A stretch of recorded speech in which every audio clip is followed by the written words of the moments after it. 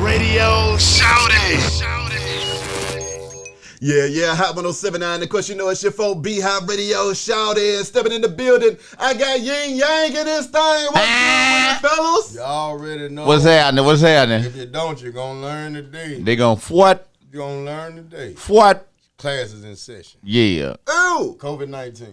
I mean, fellas, Cover your face. Speaking of the class, man, can we take it back to day one so folks can understand exactly what it is that Ying Yang brought to the game? Day one. Now, where day one start? How you want to start? How you start your day one? You wake up and brush your teeth. No, I wake up and smoke me a blunt. You smoke your what? Smoke me a blunt. All right. Now tell them how we started the day one. How we started the day one? Yeah. Well, the day one actually started with you. The day one, Rob. Okay. And we're gonna give y'all the real. The real. This ain't. Well, give them the real. Come on, Rock. Give it to him. Like the TV show. Give it to him, Rock. Huh? Come on. I thought you were finna do it. Oh, you want me to tell you? Yeah, he just sat right here and said he was gonna do it. Now Okay. Now he put it on me. Day one. Day one. One. D-Rock started for me. Yes, sir. He was bankhead bounce. I think we was in the 9th grade. Going to the 9th grade. 14. Yeah. So that's 8th grade transitioning to 9th grade. Yeah. D-Rock came out with bankhead bounce. True.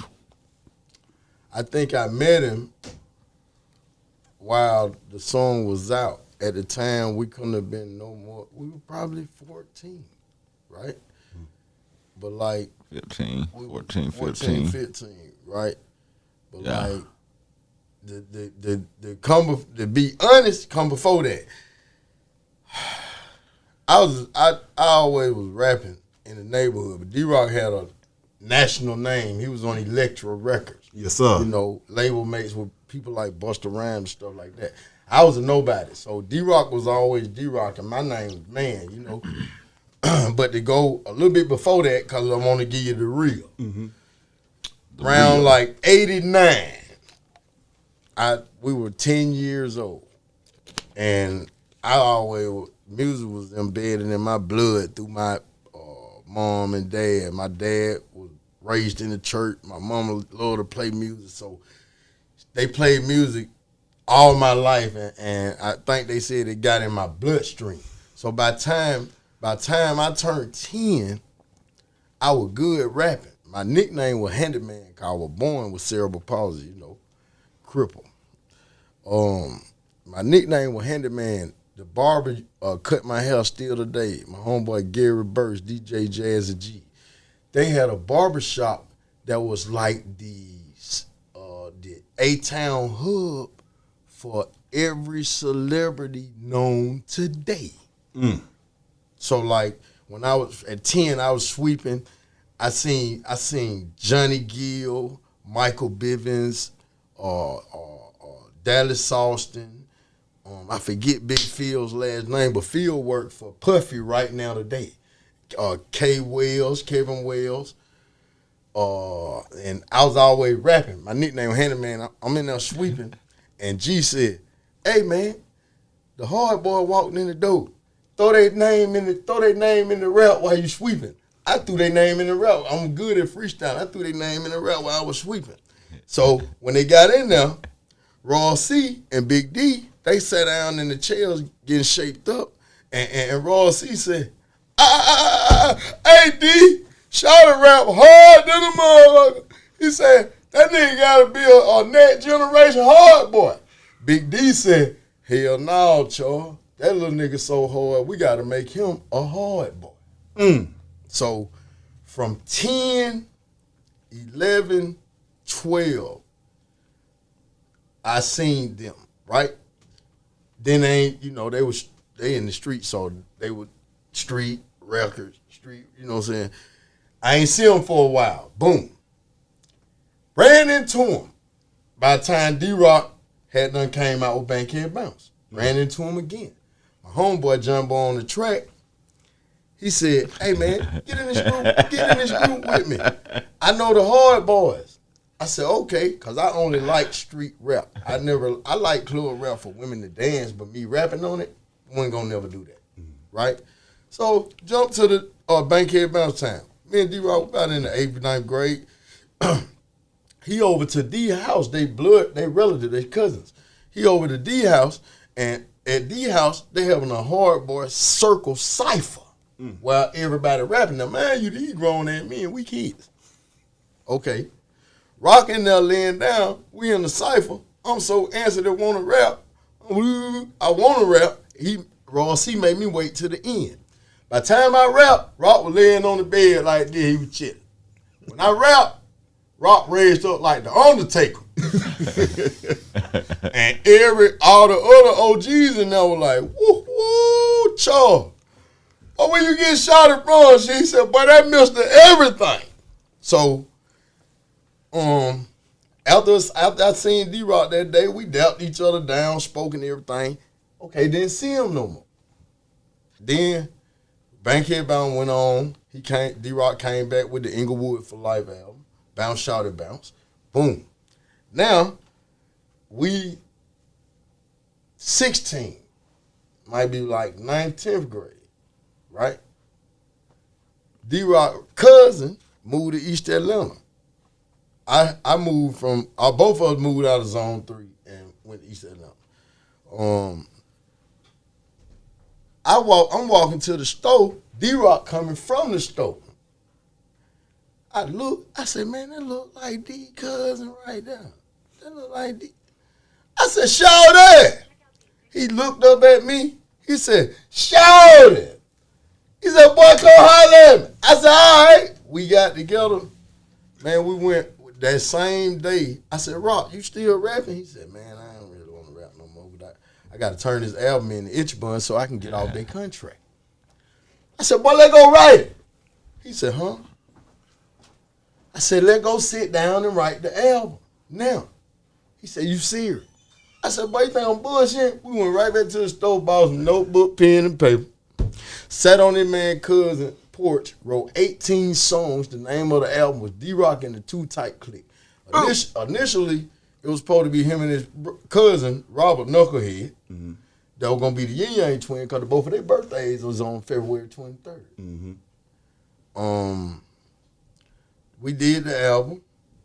Smurf brought D-Rock some beats. They were label mates. Smurf brought D-Rock some beats.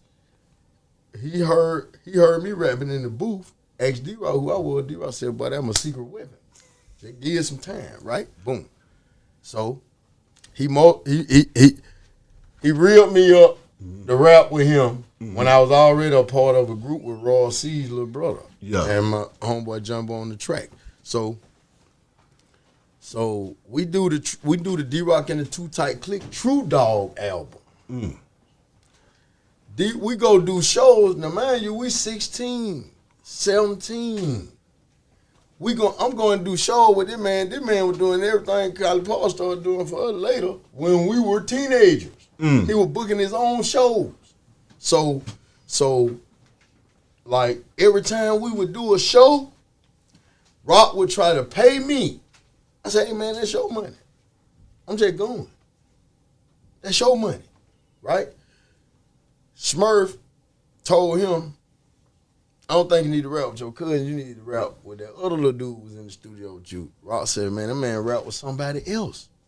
He said, yeah, but you need to get him to rap with you, right? So Rock tried to get me to do it. I wasn't budging. Kylie Paul at the time with DJ Smurf came to D-Rock Grandma's house. Hey, man, his eyes was wide in the sky. Mm-hmm. Hey, man, you know how much money we can make, man, if you rap? Get what I said? I said, hey, man. I said, man, I feel what you're saying and everything, but your eyes so big. I don't know if I want to handle that type of a situation. I ain't never been into it. How you know you can trust somebody? These are my questions. This is how I work. Still gave it a shot, right? Mm-hmm. So Rock asked me to. We wrote Fuck That One-on-One on DJ Smurf Dead Crunk album. We wrote Fuck That One-on-One to a 3-6 Mafia remake of Lisa Fisher. Mm.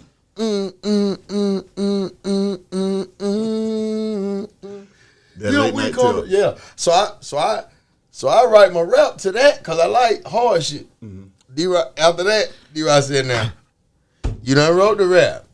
He said, I want you to do me a favor. I said, go ahead, what you talking about? He said, I'm finna play this other beat. Say that rap to this other beat. I said, go ahead, Rock. Rock put the beat on.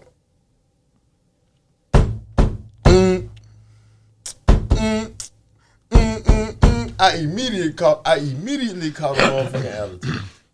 Because I never rapped on booty shaking beats. Not saying I ain't like them, but it just went my stilo. Yeah. I caught attitude. He said, say the rap for me anyway, please. Right? Did the rap. Song came out 5. We turned 18. Smurf said, man, y'all need to rap together. I said, all right. So we signed this contract. But at the time, in the transition, shit was changing. We were getting older, you know what I'm saying? At 18, you just now considered a family of one in the state of Georgia. So, excuse me, we started writing raps. So I done stopped getting mad about rapping over the fad beat. Mm-hmm.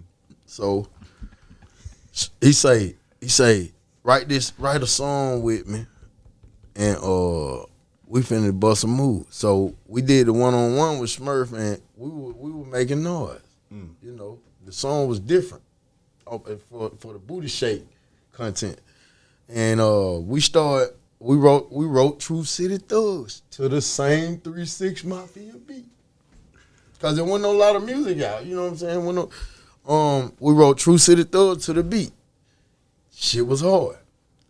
Smurf called Lil Jon. Smurf said, hey, man, I got some nigga rapping on top of the booty shape music, man.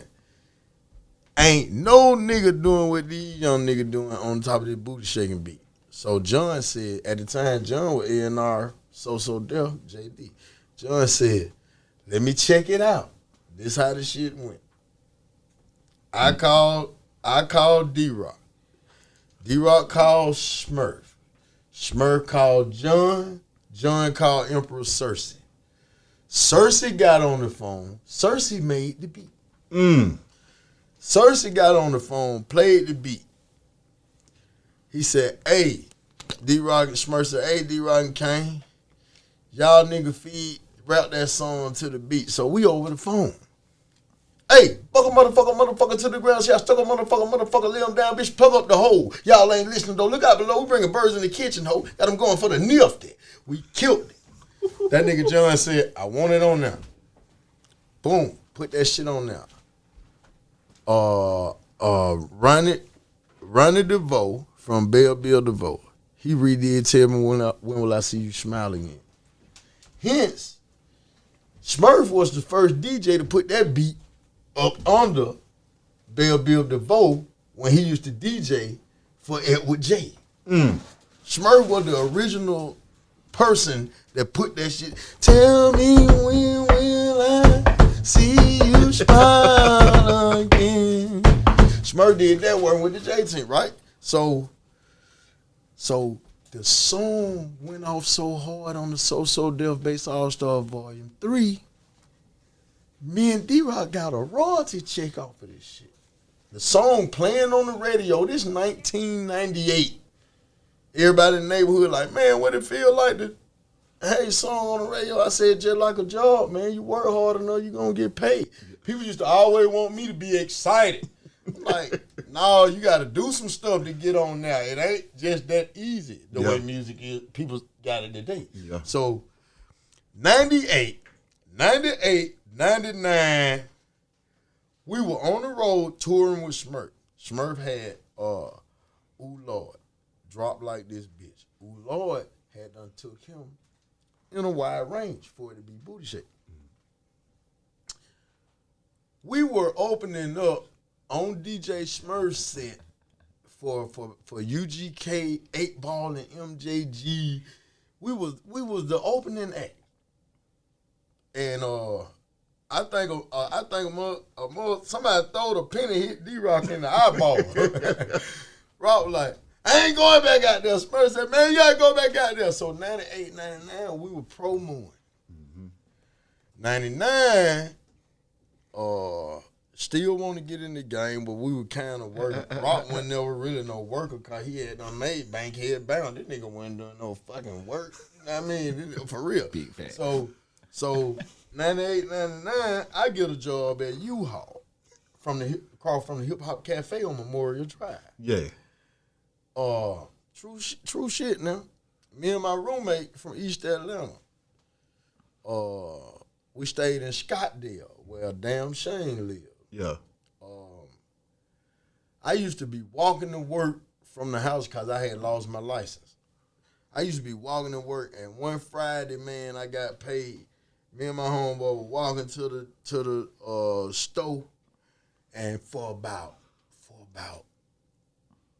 3 weeks, I was just saying, whistle while you twerk, whistle while you twerk, whistle while you twerk. And one day, the last day, my roommate said, when we got back to the house, I said, whistle while you twerk, whistle while you twerk. My roommate say, go ahead and start and make a pussy fart and whistle while you twerk. I said, T, that's it. He said, Shawty, you get a beat to that motherfucker. It's on. So, we get in the studio with Smurf. Smurf said, I got a beat. Fast, of course. Play the motherfucker. Whistle while you twerk beat. I'm gonna try to see if I can mimic it. It was.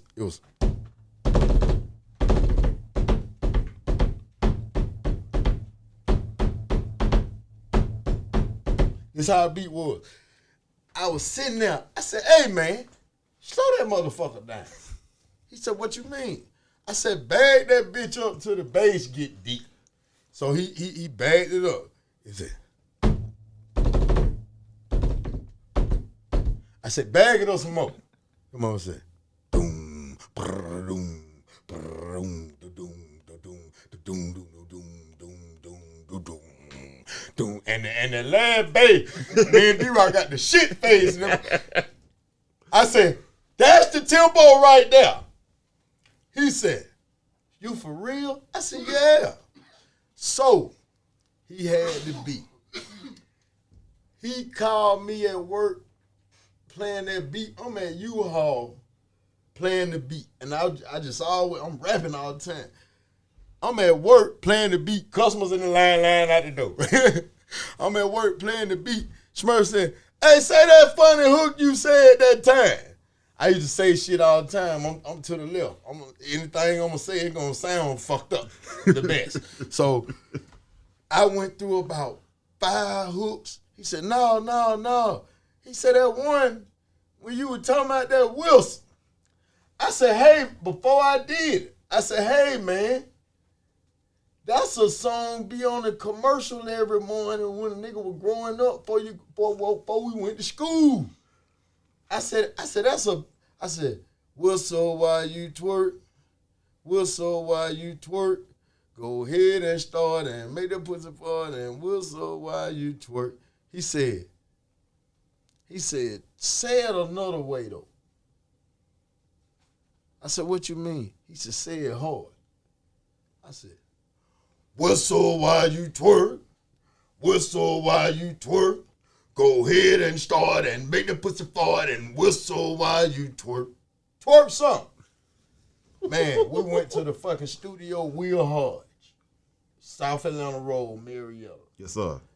Will Hodge said, hey, this fucking song he said, if you guys put somebody whistling on this song, he says, fucking out of here, man.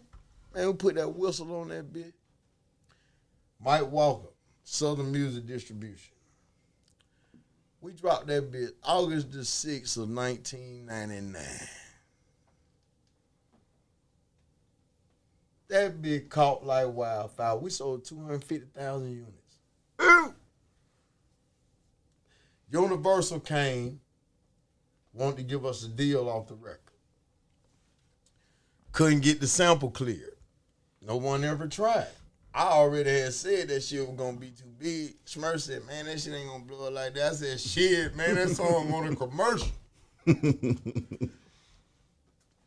People think Disney may own it now, but Disney did not own that record. It was a lady by the name of B.B. Barnes. What? At that time, that lady was 80 years old. They put the call in. I think Smurf and Rock and Smurf's attorney was on the phone, and they say, hey, shout, that lady done, hey, these folk done served it, they finna sue us. I said, the fuck you telling me for? I told you that shit was gonna get high notoriety. I hung the phone up on them. Click. That lady came up, What's Why You Twerk grossed $1 million. That's how we got to deal with Universal. That lady walked right up and said, excuse me, thank you. Ooh, I ain't never tell y'all can use my shit. And then at the end of that, they said, well, she sued her own mama. I said, dummy. If she sued her own mama out of her drawers, what the hell make you think she was going to give us a pass? Oh, man, listen. So we had the name. We rolled Whistle While You Twerk. I quit my job. I got my income tax check. Never seen this type of money in my life. I got my income tax check. That motherfucker was $7,500. Smurf called and said, hey, I got some show book for y'all. I got about, what did he say? He said he had about 500 show book at $5,000 a pop. I said, fuck this, I'm quitting. He said, don't quit your job. Yeah, I said, fuck this. I looked at my homeboy, had my chain in my pipe. I said, boy, I'm gone. Once While You Twerk blew up, lady took the money. We still had the name. Smurf came again. Man, we need to come up with another record, man. All right, that's the second question. He said the day one. Well, you don't want. Oh, well, I got people got to hear this D-Rock so they can understand the method to our madness, so we can show them that we not fucking crazy, man. Hey, that's just how we kick it. They hear you loud and clear. Yeah. I know you over there with it. Yeah, but that was the Whistle While You Twerk. They hear you. So 99, from 99 to the end of 2001, we had to try to get us another deal. Universal let us go, called us a novelty group. They said every novelty group, every one hit wonder group makes a novelty record. I'm gonna show you how far beyond the game we were. We tried to give Aya to Universal. They didn't want it. Koch Records, Alan Grunblatt. Koch Records gave us a 1 year, 1 album deal. This way it finna get juicy. Ooh, getting juicy. Yeah. 1 album, 1 year, 1 album deal. Man, we dropped Aya. Aya fucked the planet up. Aya was getting 66,000 spins a week. We were so hard. Listen to me and D-Rock and Smurf were doing the leg work to the music. Well, it was mostly D-Rock and Smurf. I always told them, I'm the studio rat. Let me do the dog in the studio. Y'all go out and talk to people. I want to talk to the mic, right? I feel. Aya dropped. Aya so motherfucking hard. We in the house putting mailing out CDs. Phone ring. At Smurf house. Collie Park. Yo, this Jay-Z. You niggas is fucking up my money. I gotta sell the fucking Motorola Sidekick to sell my Fade to the Black album. You niggas is fucking up money. We ain't know how to take it. How the hell we gonna take it? We trying to get a name of our own, It wasn't no hard feelings in then though. So I got 66,000 spins a week. Alan Grunblatt, Aya had went gold in that 1 year. 465,000 units. Allen wanted us to come back, but he didn't want to pay us for what we did. We left. Boom. Looking for a deal. 2003 came around. Boom. I started talking to TVT.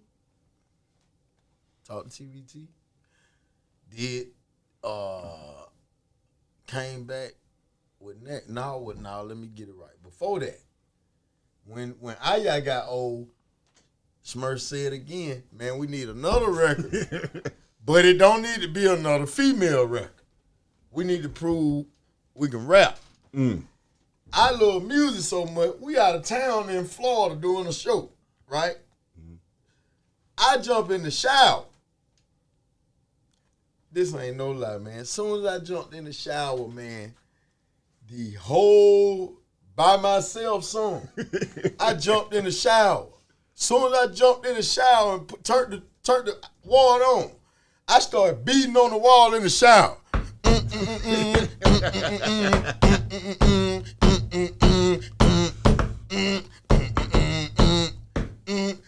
Ran to Smurf room in my towel. Now you done went to What? the third time. It's all good. But he asked about the day one. Well, he can stop and tell me to stop. If it's shit juicy, keep going, right? If it's I ride it with it. I ride it with it. Hey, they said you know it getting juicy when he take Hey. the hat off. That's what they said on live. Look, listen, I ain't worried about that, Rock. Let me talk to this man. You do that. Y'all, this where D-Rock do. He talk to y'all, I'm talking to B Hot. Look, I run out my room and jam my towel, soap everywhere. They open the door laughing like a motherfucker. He said, what you got? I said, boy, I got the fucking song. I never said the words till I got to this room. I'm like a fucking radio. Soon as I got to this room, when they opened the door, I said, smoke by myself, drink by myself, fuck the hoe by my goddamn self, for real. He said, that's it. That song started getting us booked in Texas. That's when we first knew you could make a lot of money. Man, Bun B, UGK, love the fucking record. Man, started booking us. What? Yeah, so man, that's 3 songs in. What's White Twerk? I By Myself. Boy, we was already fucking up money. The Big Way, Jay-Z called the house, 2003. We get with TVT. Steve Gottlieb didn't really know what it was, but he said, I'll give it a shot. This is what he said. I don't really understand it, but I'll give it a shot. Right? So, we go at TVT. First song we do was Nagging. Nagging opened the door. Right? We did Nagging. Boom. Smurf was like, man, when we did Nagging, that's when it first started feeling like real professionalism. Because it was a machine, you know. But TVT is not a major. It was a indie. Because majors at the time, Warner Brothers, Priority, Atlantic, these were majors. Epic, which is Sony. The same shit you see on the movies, those are major labels. These other labels, they were a little bitty, right? We get over there. Lil Jon them already fucking it up over there at TBT, you know, with they on the Kings of Crunk album. The album wasn't closed out. So we did Nagging and ended up having John sent us the Get Low beat. We looked at that beat like it was a King Edward J and the J Team bedroom boom slow beat. The hook with the To the Window, To the Wall with D-Rock put on there. He had that shit when we was 17. What? It was to a bass beat. We in the studio, me, Big Sam, we sitting in the studio. We come up with it. Me and Sam, we going through children's songs. The little girls, my mama, your mama. We going through that.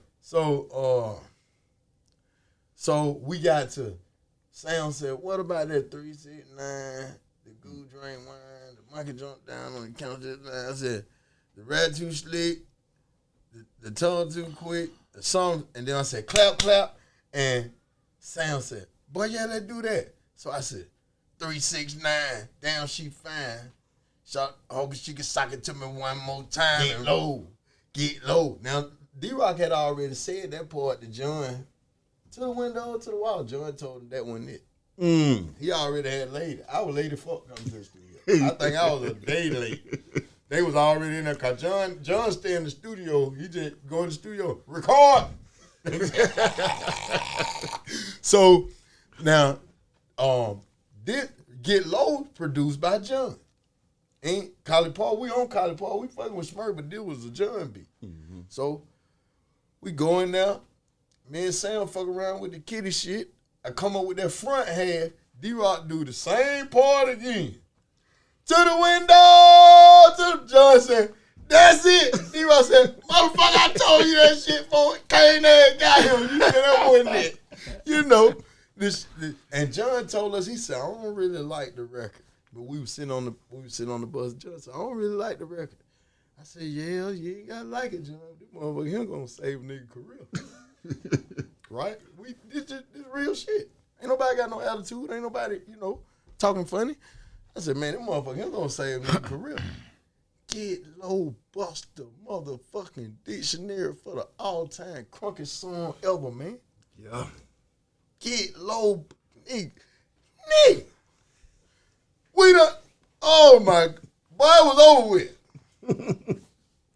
We Get Low, man, by the time Salt Shaker came out, we were worried about $7.5 million. Then when I started nutting up to D-Rock, hey man, that's a whole lot of money out there, man. Where's all this money at? So I always had an attitude. I'm a hard boy, baby. Man, boy, look, where the money at? Smurf told me, can't you always go to tripping when you have money problems? I said, what you mean, bro? We dropping hit records. The money is fluent. We been to fucking Baghdad, Iraq, and them people over there to my get the Lord. Man, you better come on here. So all that right there, it made it kind of ugly, but I ain't paying no never mind. Because I wasn't in the industry. D-Rock had said he wasn't fucking with it. I should have listened to him then, by then. So we kept going. John come back again. Hey, man, I got another beat I want y'all to do. This the Salt Shaker beat. Wow. Me and D-Rock goofy than a motherfucker because we playing. If you making music, then you have to really use your spirit and try to stay up. So John played the beat. Wow. The beat beating like a motherfucker. I'm like, I said, John, what you want us to do? He said, man, whatever y'all do, just do it. He said, I shot a crump on the floor wide open. Skeet so much they call her Billy Ocean. Roll like an 18-wheeler. That whole fine, but this whole killer. I'm talking about, I love music, man. Yeah. This shit was just rolling out my mouth like sweat drop off your head. And John was like, woo, that's it. It took us 2 days to do that record. We stayed in the studio 2 days. Mother going to sleep, waking up. John, boy, it gonna be right. Woo. Salt Shaker. It was over. By Salt Shaker, me and my brother album went platinum. Yeah. Man, that was, oh my God, man. Man. Everywhere we went, it's been a real life party, man. I'm talking about just the music. And ever since then, man, everything we do, we hit. But peoples ain't playing. Peoples don't be playing foul. Talk about it. What the hell? What? Hey, man, I'm just be honest. Y'all can get mad at me. I don't give a damn. Look, man. Me and Smurf sat at the board and came up with a lot of shit. But they were mostly my thoughts, which make them my production ideas. Outside of, if he makes the beat, he produces the beat, right? I get that. But if I come to you and give you a beat, whether I touch that beat machine or not, that beat is mine. The reason why I say that, I heard Timberland say that this is how him and Missy work. He said, man, if Missy come to me and tell me a beat, even if I make it for her, she the producer. I'm the co-producer. When we did By Myself, he put me on the album as the co-producer. That beat didn't come out his head. I'm just being real. That shit ain't cool. Niggas die for lesser. We getting killed out here all the time taking penitentiary chances. But this is me and D-Rock's real life. If we didn't make it with this, it was over. I already know what it was to be in the workforce. D-Rock had the experience getting a job. He never liked it. So in my spirit, I said, boy, I ain't finna let my partner help the motherfucking get no job. And he been rapping ever since we was in the 8th grade. This me. I love music, and I also love people. And talent is God-given. So, saying that to say this, the musical incline I have in my body did not come from me dealing with Smurf, man.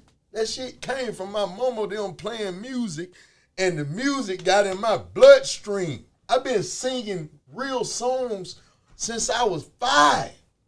So, dude went right to not give me my proper credibility on them songs, man. That man made me and D-Rock cut up a quarter. It was a lot of money, but it wasn't what we earned by the creative intestinal fortitude we use. Man, it's nothing for me and this cat to get together, come in the studio and do this shit. Listen, man.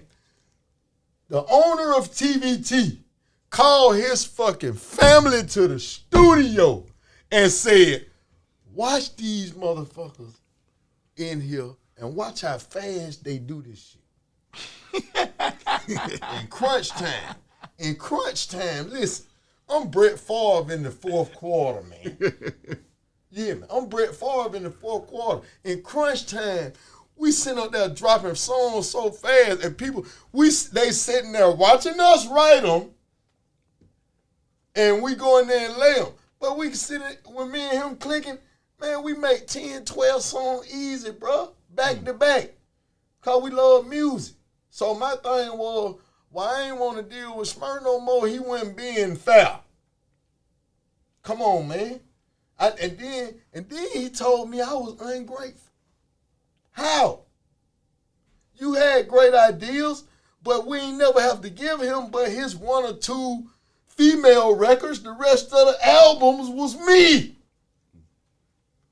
All the records we got on the videos with were his beats, right? But the ideas of the hooks and the songs, I'm going to give him his credit. He told us to whisper on the Whisper Song album. I ain't got to that yet.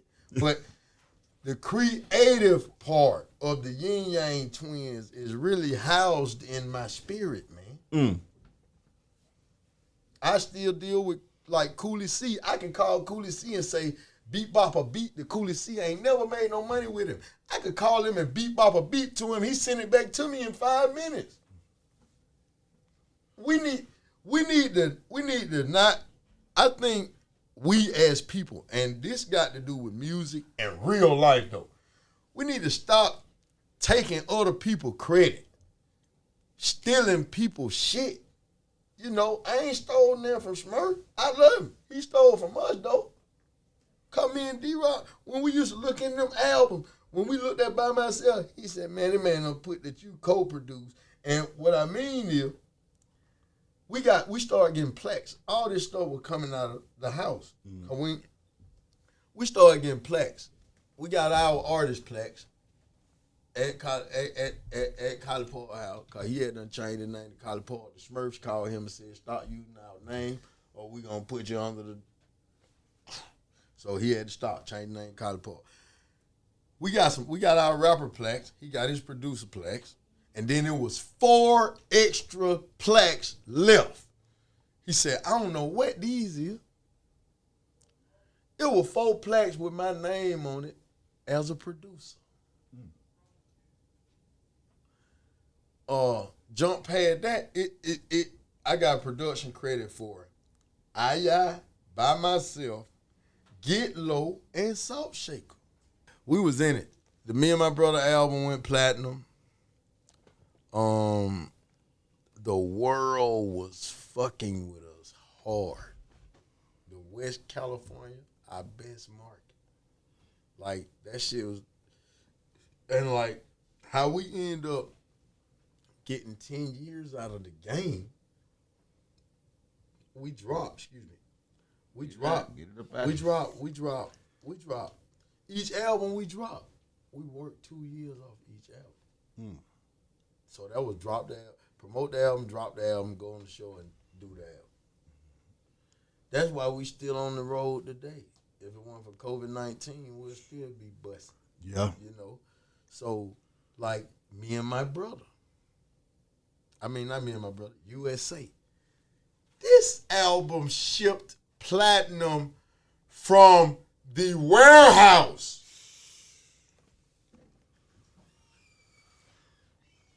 D-Rod, you want me? I'm telling y'all about D-Rod. Damn this shit. No. Boy, Lisa Ray was on it. This how big we were. I'm just saying. We A-Town, we real Atlanta nigga. We ain't really trying to, cause we different. Yeah. We regular. You know, niggas like to get checks and money and turn on airs. Don't tell me, security, What you see is what you get with the Ying Yang Twins. We know we can't make everybody like us. We ain't trying to make everybody like us. We don't give a fuck if you don't like us. Who cares? So that go for Buddy who was on that page talking shit. What the hell he just said? Who cares? But anyway, that D-Rock, he over there with them folks. That shit make her look retarded to me. And I'm just saying you answered this question. I ain't talking about that. I know it, but you ain't even know it. You ain't even know it. Look, Lisa Ray's fuck off daughter. the page. Lisa Ray's daughter did me like this. She did D-Rock like this. She said, Mama, that go D-Rock right there. D-Rock, he be dancing, Mama, he be dancing. Mama, he be dancing. Oh, yeah, that's the other one. Look, he didn't never do nothing to me. Yeah. I'm not that sensitive. It's cool, you know. But USA album, it shipped platinum out the gate. After that album, I was tired of dealing with Smurf, man. Cause the money, and if the notoriety of the group goes up, then the money goes up. Our money didn't never go up. Did you ever get a chance to talk to him and just really, All this stuff I'm telling you, we had these real conversations, man. I was already bucking when we were 18. Ooh. His attorney told him Eric Jackson was a problem. But I'm telling the truth, this man told me and D-Rock, I could never represent y'all because I represent Mike. It's a conflict of interest.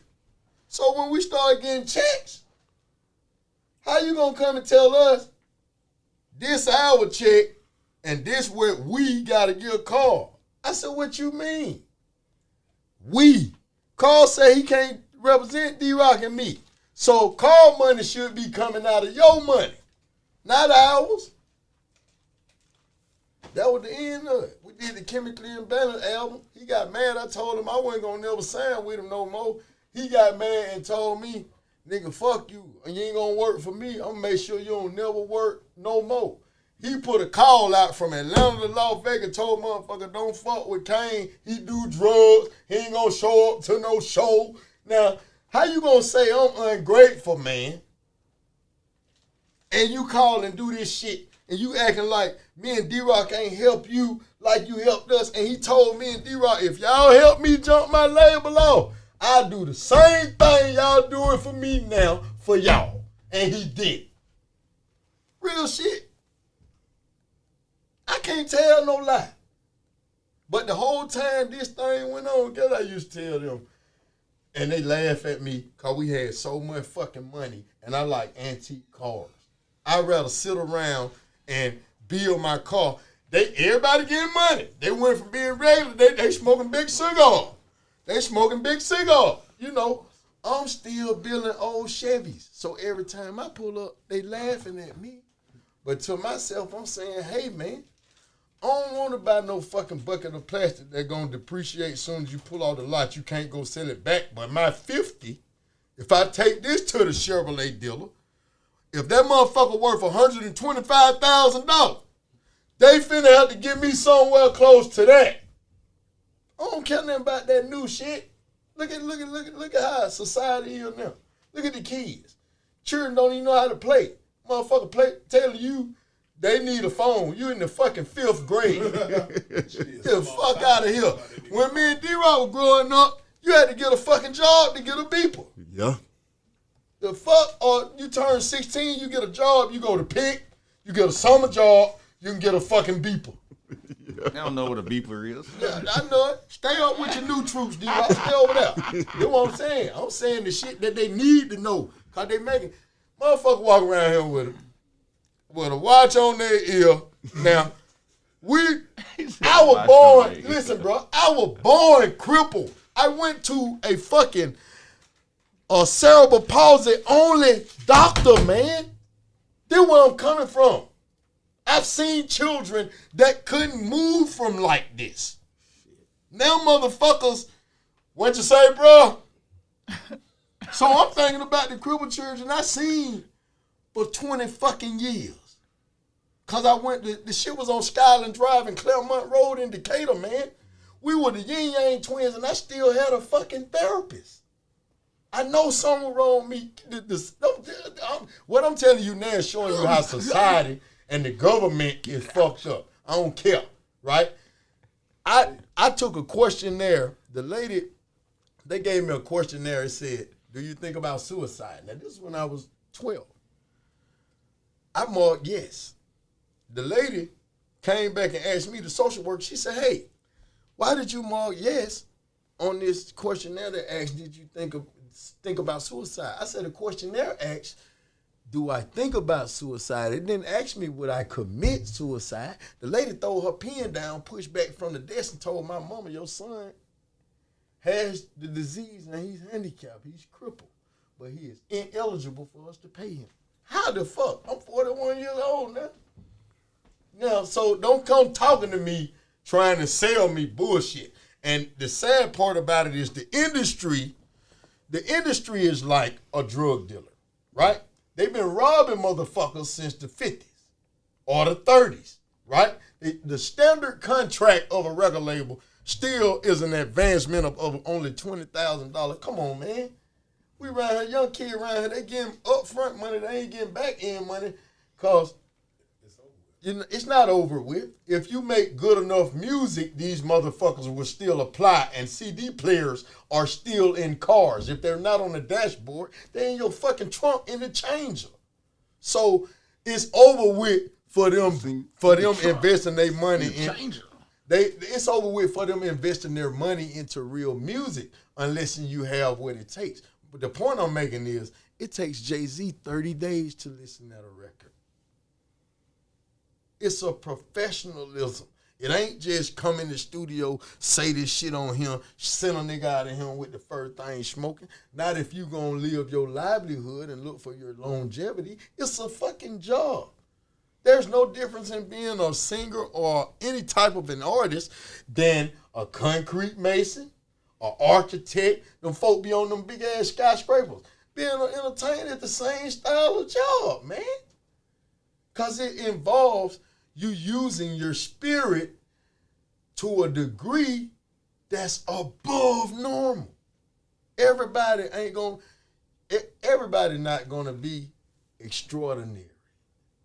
And then you're born in life and we ordinary.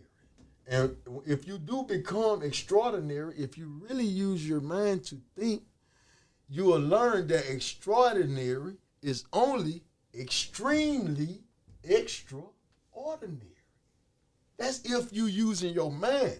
The human brain is 7 ounces of meat, 100 million cells. Each cell is capable of holding a thought. You don't want no bullshit in your life.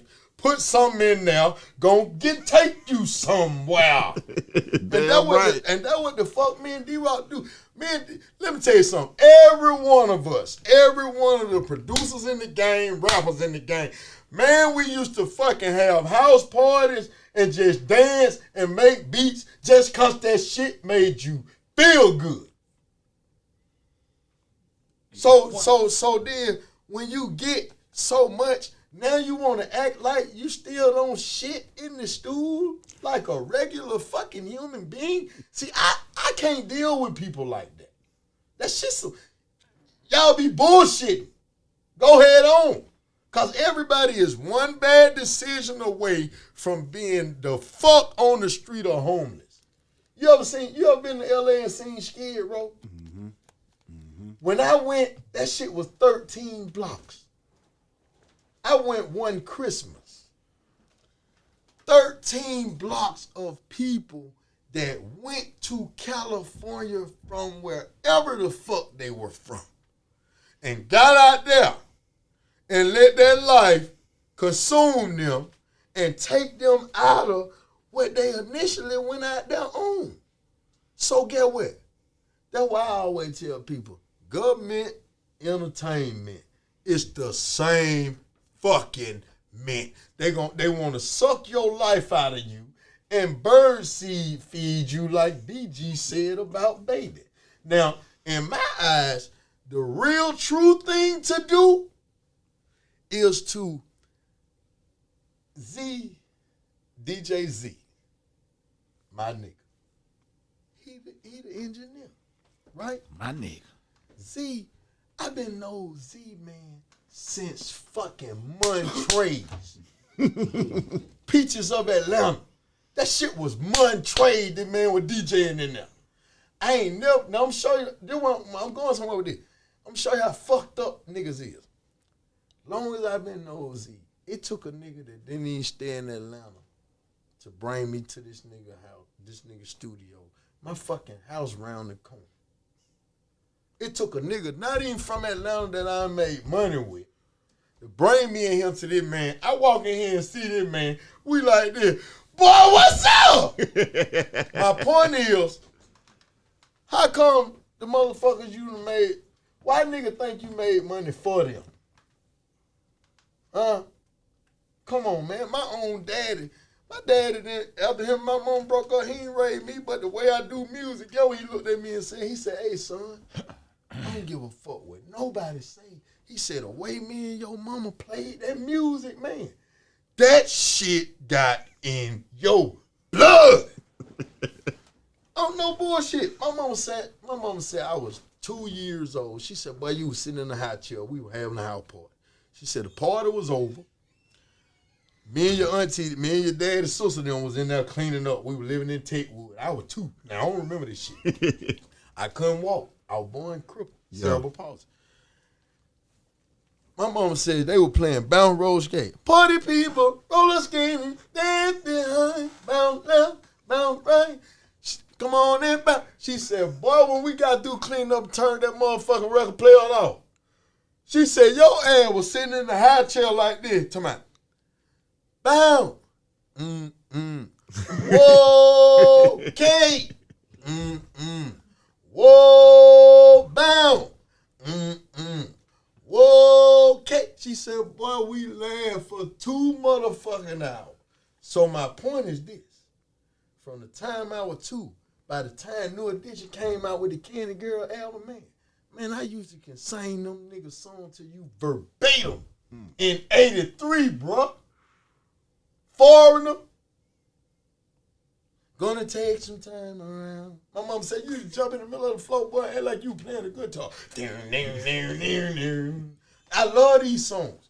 I know niggas like rap, but in my mama house, Rap didn't get no motherfucking play for a long time, man. It was real music. Even, guess what? Kilo Baby Baby. I finally seen where he got that from.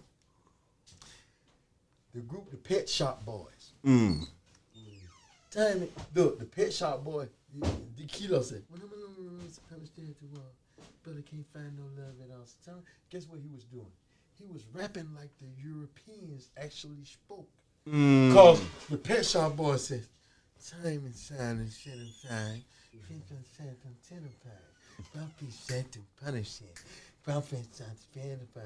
I'm living inside of these here walls.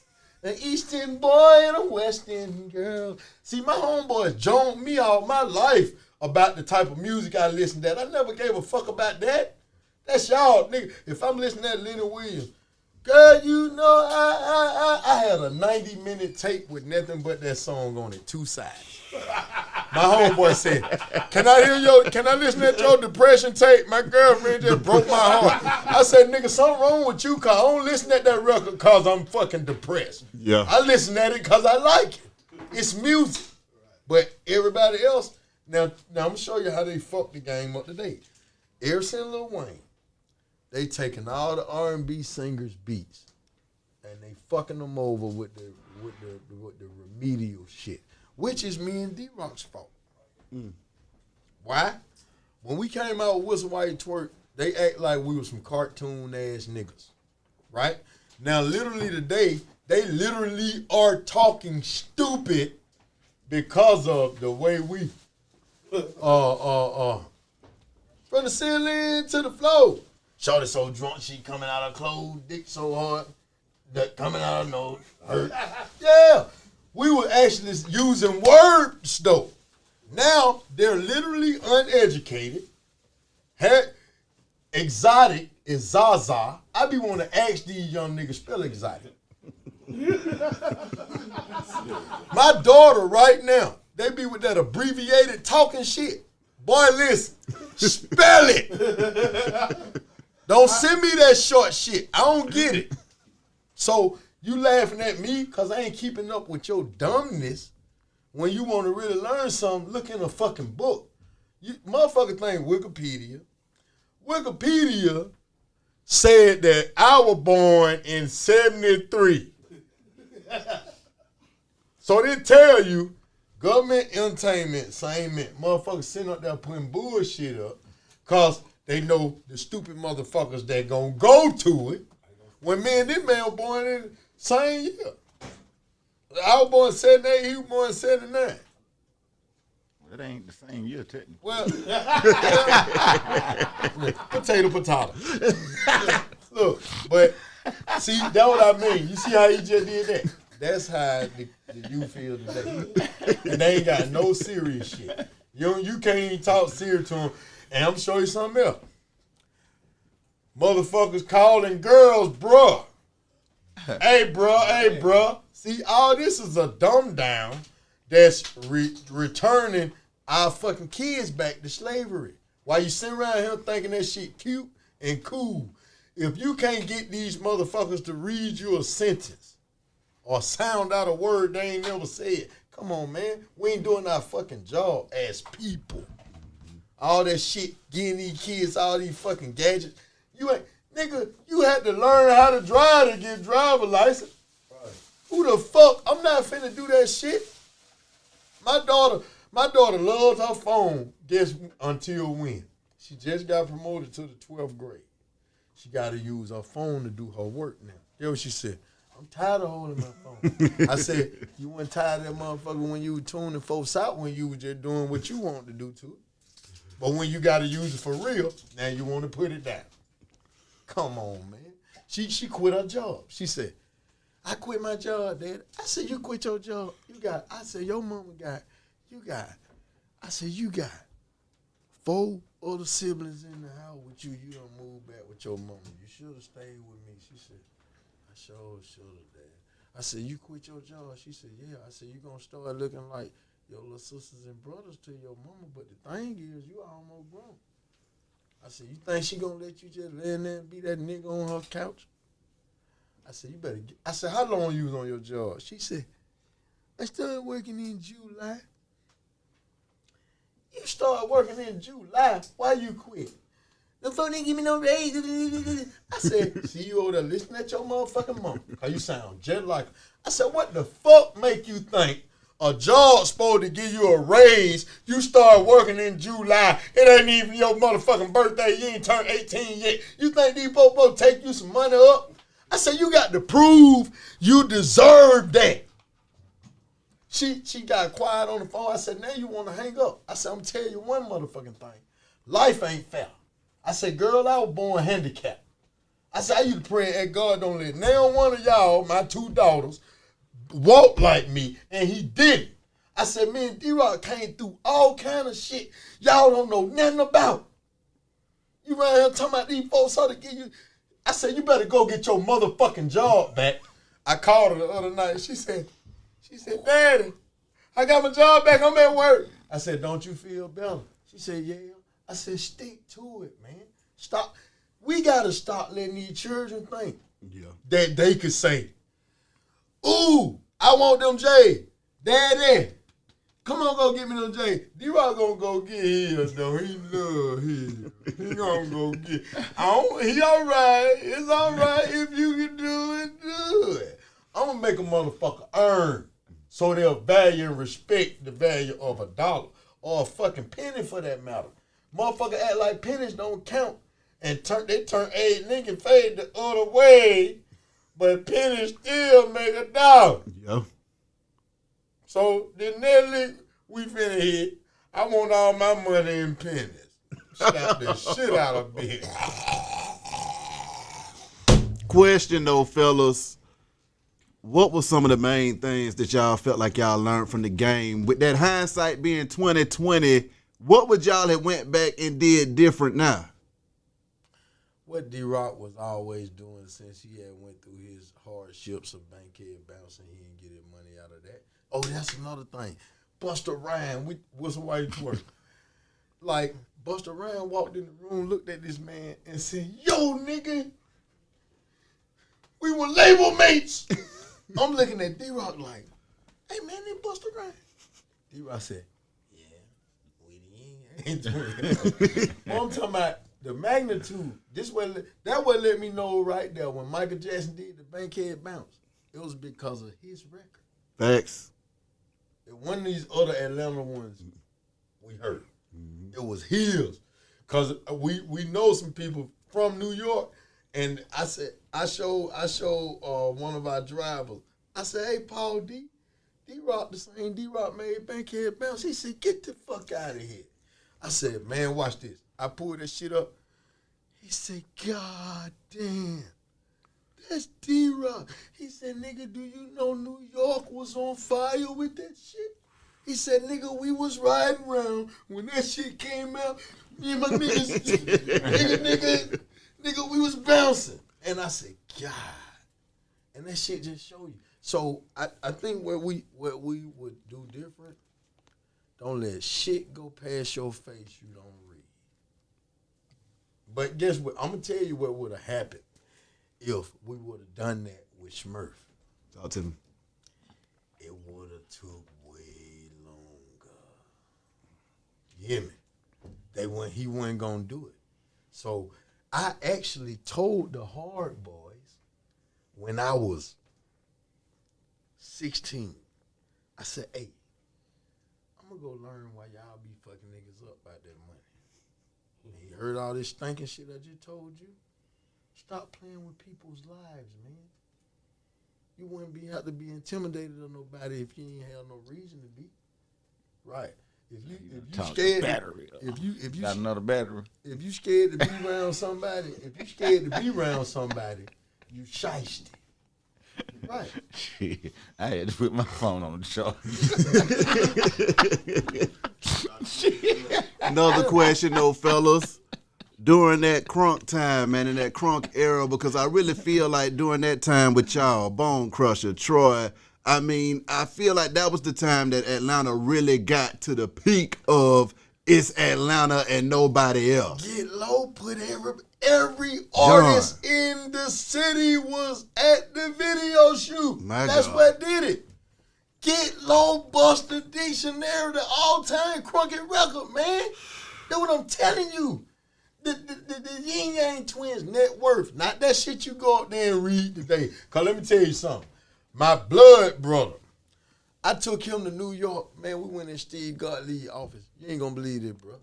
He had my plaques that had my name on them in his office, which means my production credit got hid like that. Because I used to go to D-Rock house, and D-Rock plaques all over the fucking wall. I ain't never received a one. You hear me? I never said it to him. The plaques D-Rock have at his house, man. I ain't never seen mine. Every time we came out, Steve Gottlieb would put his hand on my head like that. He never did, D-Rock. This is my boy right here, Steve. He never did that shit to D-Rock. Not to discredit D-Rock. But I'm just saying, every time we were in public, we grown. He would come out and say, and I say, bitch ass nigga, get your motherfucking hand on my motherfucking head. I ain't your child. And if you gonna have motherfuckers out here doing music, put on some better shoes and make yourself look like something. Listen, man, Jay-Z, we was at the VMAs. It was fun. But my spirit said every nigga in here on some. Yeah, nigga.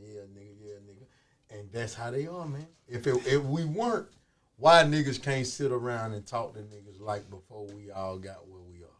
Mm-hmm. Let's be for real. See, that's the one thing about the Ying Yang Twins, we for real. See, that's why nobody can't stand us.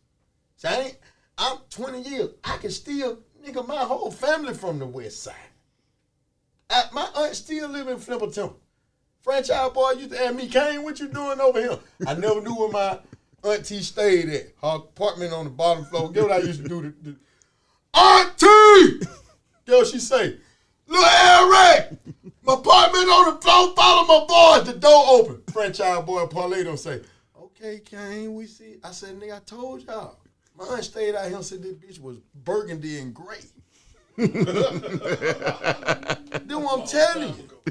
Yeah. Hollywood Coke. Yeah. And if you know why they say the west side is the best side?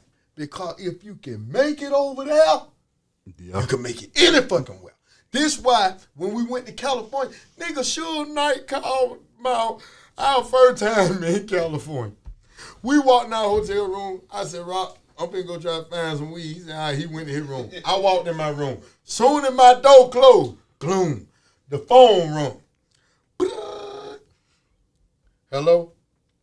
Nigga didn't say Kane. I'm gonna show you how money can get you any fucking well. Hello? Eric Jackson. While I'm looking around the room, he said, ain't no cameras in your room, because I got quiet. He said, don't be startled. This Suge Knight. He said, boy, you niggas, you and your brother, Lil John, y'all some real motherfucking niggas. He said, anywhere y'all go in California and anybody fuck with y'all, call me. I ain't had his number behind, man. I on the phone, though, that shit spooked me. I ran outside, boy. I ain't gonna tell D-Rock. I ran outside. I said, the fuck? This was when Andre was going through his acting. One day he talked to D-Rock. Because they been know that D-Rock used to go on the road with them boys. And the first time I seen him talk to D-Rock, what I know is Andre looked at D-Rock and said, man, you made it, man. And I used to be like, God, Rock been out here. Rock older than me and Smurf in the game. I'm talking about the years in being a in the game. Yeah, he older than. So my thing, I always told D-Rock, we really didn't never need Smurf because D-Rock was, listen, man, we see team. Hey, this D-Rock, yeah, I'm going to need $5,000. I'm gonna need 100 hot wings. I'm gonna need 2 cases of beer, 2 gallons of Hennessy, and 3 hotel rooms. This nigga want the label, the bunion. You hear me? D-Rock, we were fucking teenagers in high school. And just to show you how it happened, that me and that man was so tight, D-Rock mama took him out of school because the nigga was jealous of him. She heard a phone call he got at their house. D-Rock said when he got to school, his mama was up there withdrawing him with the shit she heard on the phone. She told him he didn't never have to go to school no more. That's what his mama told him. Guess what? We so G'd up. D-Rock, when I started going to Crim, D-Rock used to be at school with me. But my principal was like Joe Clark.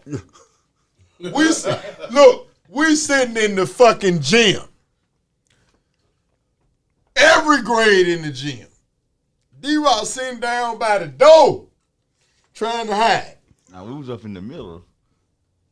Right up in the middle. You was in the middle, but you were down close to the door by the end. You went up there. Yeah, but it wasn't where he could. Man, I don't know how that. I'm gonna tell you, our principal know every fucking student in the school. Look, D-Rock was sitting that motherfucker with a hat on. Mr. Lofton, he a tall motherfucker. This how he do. I call him Joe Clark. This how he do when he stand here, come up there and stand up there. He said, he looked over the body of the student, both sides of the room.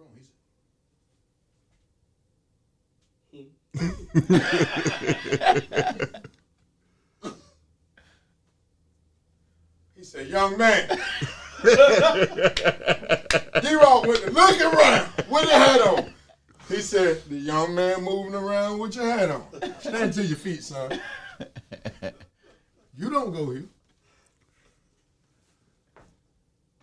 That man killed about us, man. Yeah. You understand what I'm saying?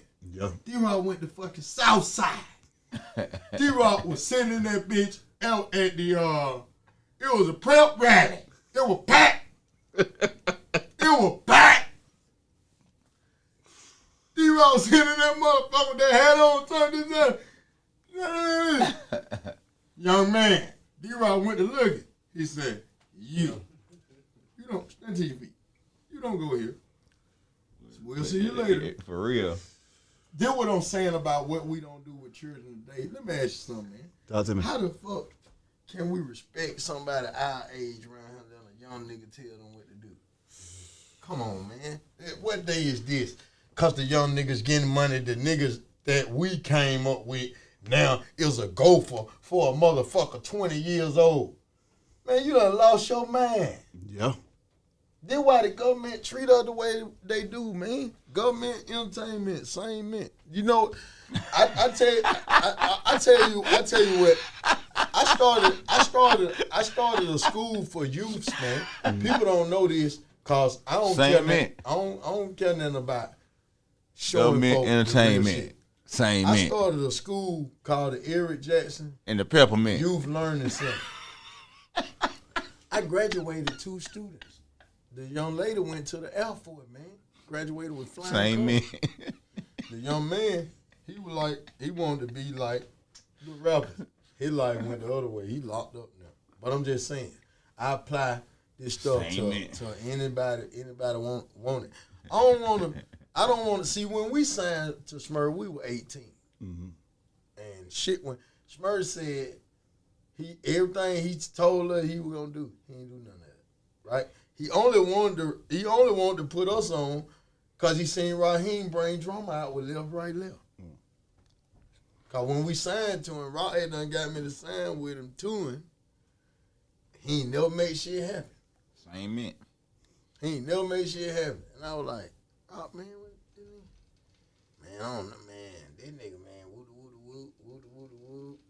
Man, shit was just and I'm not nasty like that. Bro, when I was writing raps with Raw C's little brother, I'm gonna show you about how when you have a good spirit, people that don't got it, they gonna always trying to make like you a fucking problem. All I ever wanted to do was do music. Period. Didn't matter how. My whole life Motherfucker used to join me. Nigga, you always talking about you gonna rap when. I said, I don't know, nigga, but when I started, I bet you I don't have no regular fucking job. How about that? I used to write raps for me, John Boy on the Track, and Raw C brother, Tony Hood, K9. He's a deacon now.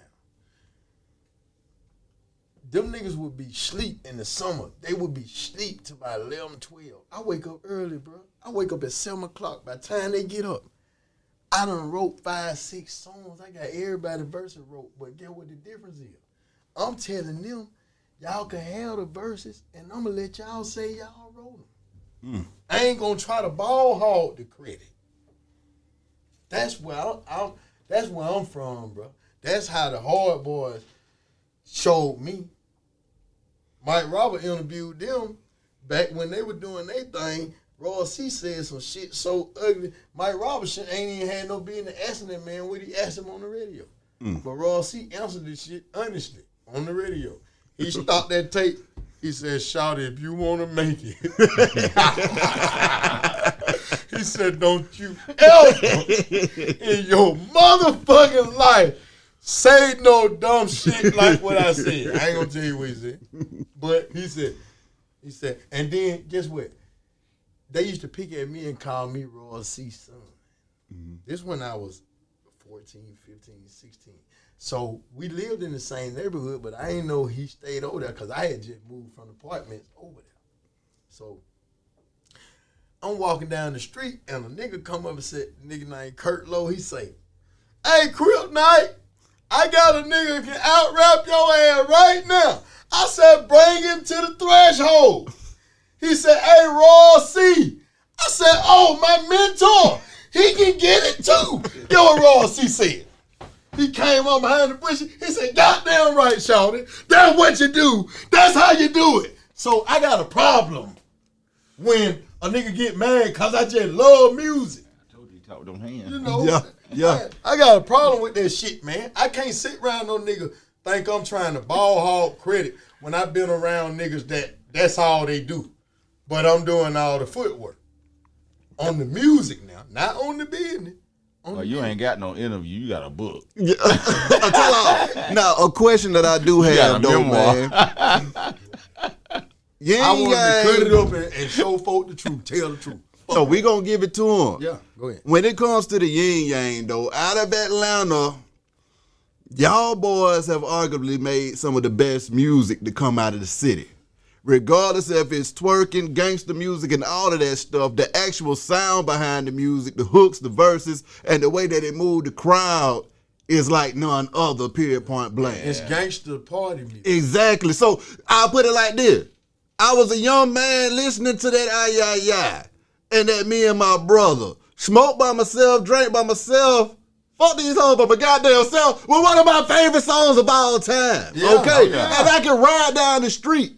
That alley, that was another one of my favorite. That Nerve Karma, the bass behind that thing was just stupid. Yeah. But Get Low with Lil Jon, when that dropped, we had to go up there to Monte and say, "Hey, nigga, stop playing and drop this shit right now." We had to play the DJ in there while he was in there doing his thing because the album had just came out and folks didn't even want to wait on it to get broke. When we heard Lil Jon album and that song came out, we said, okay, that's it right there. But you know what, though?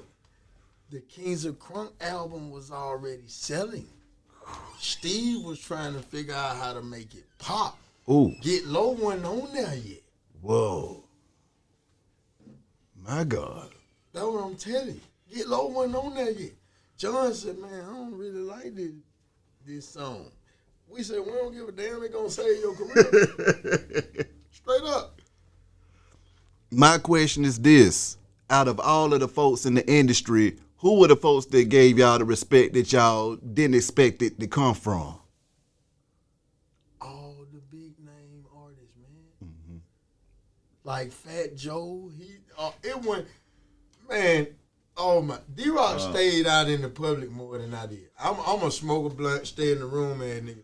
Every time I wake up, boy, you should have went with that. Boy, you should.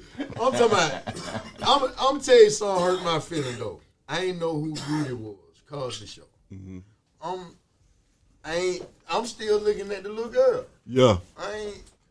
I'm not really inclined with. I don't care, man. My brain still kind of like the hard boys. I ain't gotta. It's a bunch of make believe. It's smoke and mirrors. Today, to me, the industry game is smoke and mirrors. Talk to me about being a real person from the city and entering into the industry and realizing that it wasn't what it seemed to be. Just like a kid waking up and finding out it ain't no Santa Claus. What was that like when you got into the industry and the glitz and the glamour didn't quite add up to what you thought it was gonna be? I already kind of knew that shit. D-Rock did too, because of where he experienced with his Man, music. it is what it is. Fucked up. But the thing about it is, You make it what you see. Me and D. Okay, I get it. Me and Rock made it fun. Look, New York didn't like no Atlanta groups. When me and him went in there, guess what they did? Oh, you niggas is different. and I'm gonna tell you something else about up top. It's two sides to it too. You know, when you start working a whole lot, you get exhausted. So the only way to stay up is to stay silly. Yeah. And take it as it's funny. And so everybody think that we being stupid, but no, it's like, really, I want to go to sleep. Exactly. But at the same time, it's like, all right, then you want to get everybody off around you, get loud. So that's where getting loud came from. Yeah. See, me and D-Rock knew everybody thought we were fucking retarded anyway, cause we had done seen some people. I had done seen some people John the way I walk. You know, shit like that. Looking at his hand. Instead of, if you real, walk up and ask a nigga. If you real. Don't sit back and do the same shit and nigga do in the nigga neighborhood. Yeah. You real. That's what I'm saying. Man, D-Rock told DJ Paul, man, the fuck you keep putting that towel on your arm for? It's the way it is, bro. Hold it out. He said, Paul said, you know what? Y'all some bitch crazy hell. D-Rock probably didn't say that shit to me. I said he did, boy. Anybody with any kind of, if you fat, you went to school, you gonna get Joan. You got the kind of shit me and D-Rock got going on, you're gonna get Joan. If it don't kill you and make you stay in the house, you gonna learn. Yeah. Monique. When D-Rock kept saying, D-Rock, that was 2003, we were the rap duo of the year. Source Awards. They told us we had to do something in the back, I'm going to show you how this shit works. They told us we had to do something in the back, because Steve wanted Lil Jon to go up there for our acceptance of our award. Luke said, you see this shit, champ? He said, they sent y'all niggas back there for nothing, because Steve want John to go up there and accept y'all award. John went up there and said, I get they baby mama called them. That's what I'm saying, though. To us, that wasn't genuine. They ain't have shit for her to do. They just pulled us out of there. When in reality, what the fuck? Why me and D-Rock can't step up there and accept our own award?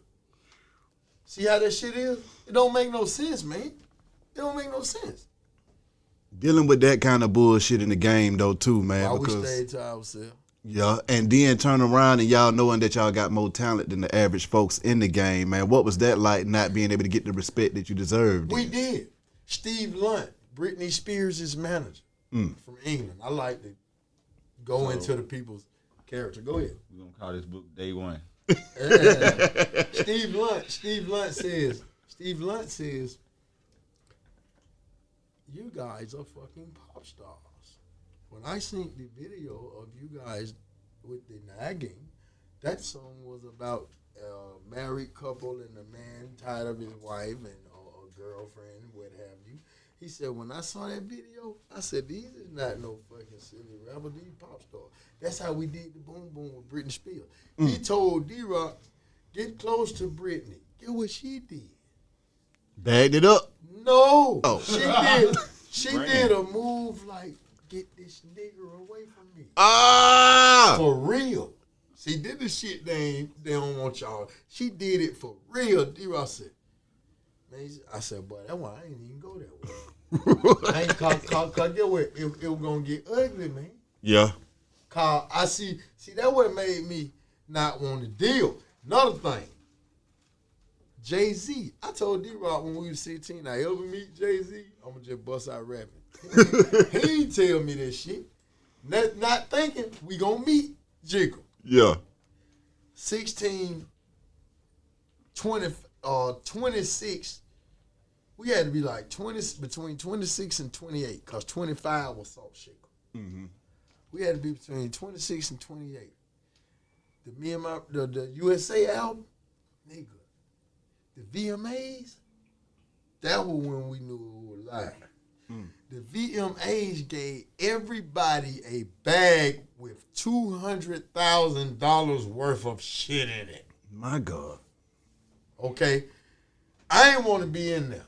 After we did what we did, I'm a West Side nigga. I say, man, I'm ready to get the fuck on. Call the limo. I left. Did real shit. Jay-Z ran from this building damn near to, it was a little bit further than that. He ran from this building damn near to Dairy Queen, man.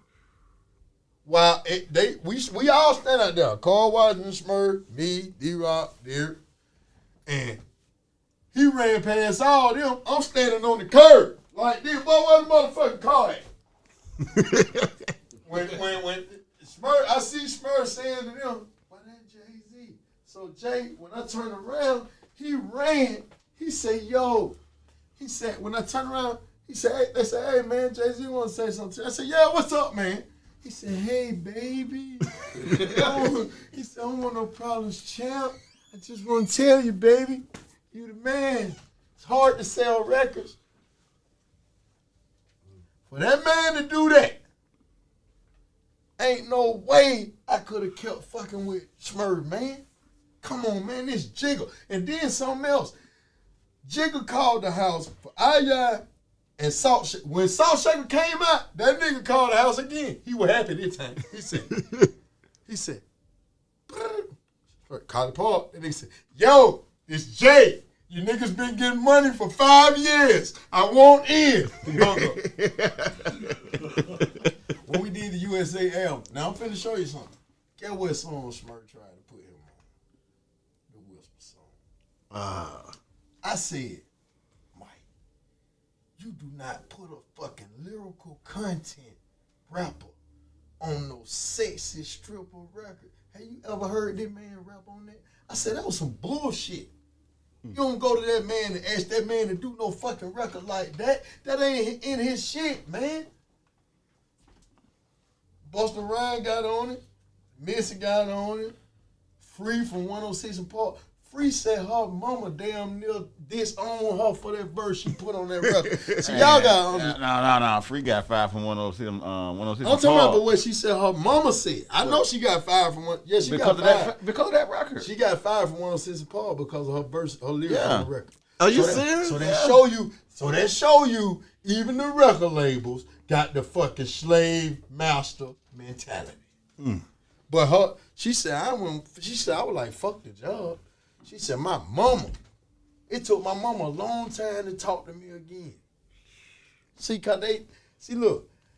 they up top and down south is no different. The thing is, everybody up top, the further north you go, people are a little bit more liberally free. At least they think they are. So that's why they think they know more than the average motherfucker, right?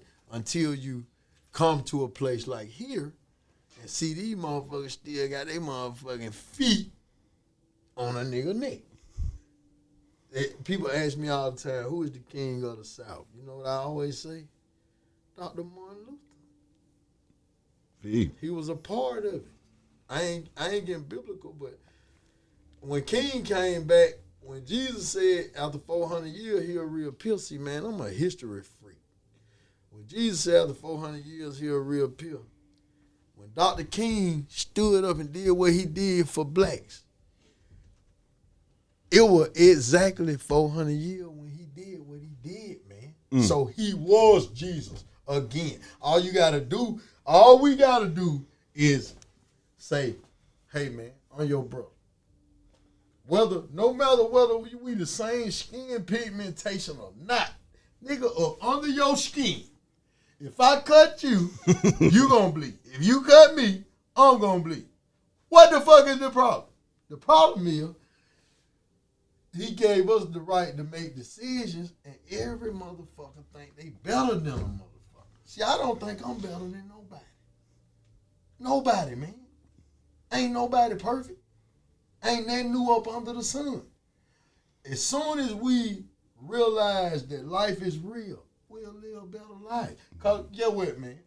Even if you was doing this or being a DJ when you were younger, what was the only happy time in your life if you weren't born in a silver spoon family? When the fucking dinner got done, after you got through playing outside all day, fucking with your friends, joning, talking. Yeah. What was your pay?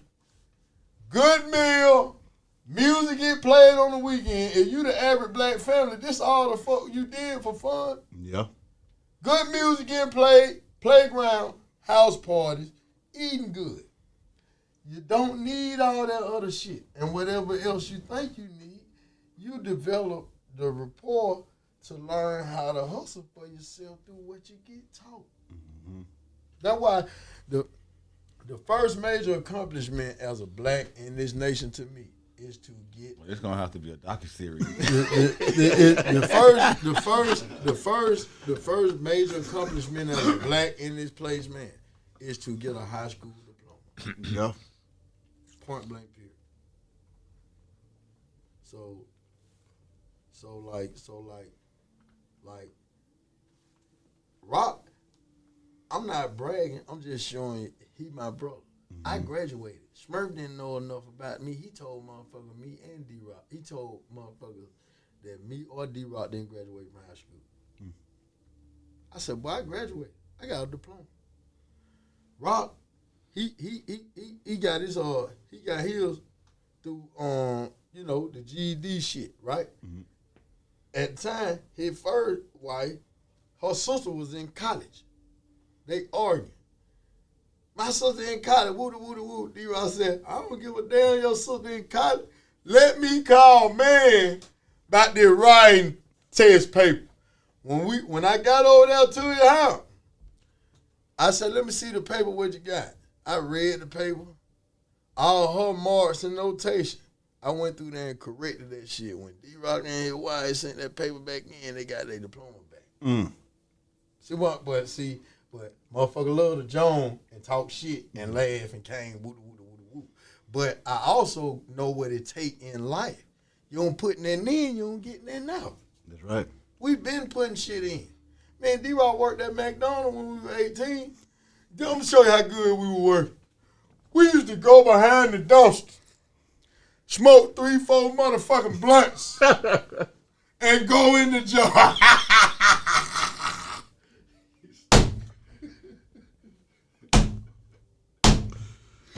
I'm talking about smelling like straight weed in McDonald's on the grill. Woo. But get what? Work so good, them folks say, man, y'all nigga be working. Me, him, and his cousin, we the best fucking workers at the job. Whole stuff. All right, he need to get to the next question. I got a question right quick. Sit over here, Rob. You get over there. I'm through talking. Get your ass over there. Quit fucking with me. Get your ass over there. Now when it comes to y'all music and y'all doing shows, what places went the craziest when y'all touched down, man? For the music? Yeah. I don't know. I really gotta say everywhere. Yeah. Cause basically everywhere we go, it's a big party, and they gonna come out. If the girls come, the men gonna follow. Yeah. So, So now, when it comes to the respect though on y'all name and just Atlanta in general and where it's at right now, man. I mean, how do y'all feel about y'all place in history as far as putting it down for the city and what y'all brought to the game? I feel good. You say you feel good. The way I feel like we still, literally still trying to get it. Mm-hmm. Like we get it everywhere else, but Atlanta still try to kind of give us hell. Other than opposed to everywhere else, like we can go to Cali and Texas and New York. What is it about Atlanta that folks be on that bullshit? I'm gonna tell you. Look, we're from Atlanta. Exactly. We live here. I don't give a fuck about them hooray and a yeah and me. You know why? That's where the biggest lie in music comes in. When me and D-Rock set out to do our job, we didn't bring the fucking crowd with us. That defeat the purpose. You going somewhere else to learn to be accessible to people. You want people to buy your shit. Mm-hmm. So if you want to know if you got something, like me and Rock, we did a show. It was just a dude and his old lady came. Me and D-Rock did the whole show. Nobody in there. The staff, just one dude and his old lady. The next time we came to that motherfucker, just them two people told they city, boy, y'all should have came. The next time we came, motherfucker was falling out that bitch like roach. So what I'm saying is, you can't get something from that. People, we see where we think fuck up what you learn. Mm-hmm. We think that it's I drop an album today, I'm rich tomorrow. Mm-mm. Like when we went through the experience we went through with Cotty Park, you know how you used to go to the military, you had to do three months, 90 days. You know they don't switch that shit to 60 days now. A couple motherfuckers is pussy. Okay. So what I'm saying is, our 90-day boot camp turned into 10 years. But it's a dirty game. See, the game dirty in the music, but you can't blow no nigga head off like you selling dope. But they playing the same type of way as a motherfucker moving megatons and want their money. They don't. They finna kill a whole neighborhood. Government entertainment. Same mint. You know how they said trouble easy to get into and hard to get out of. It ain't. This how these dirty motherfuckers think. It ain't their job to tell you what you don't learn. See, that's where it's wrong at. Jay-Z said, I love my family, but I'll never hire them. His friends, the reason why he got his money, he got Jewish friends that respect him. If you want to beat these folk, just think about the black man, white man, Jew man joke. Them shit should be funny to us, but the Jew man is the true man. When it comes to, if you get them type of folk with you, you'll get what you earn. And we wouldn't have to have these type of conversation. Yeah. Have y'all had a chance to sit down with Smurf since then and say, hey, man, let's figure some stuff out and let's find out. I told him I can't work with him like that. He done came up a couple of times. I said, hey, man, you didn't do us right the first time. I can't do it again.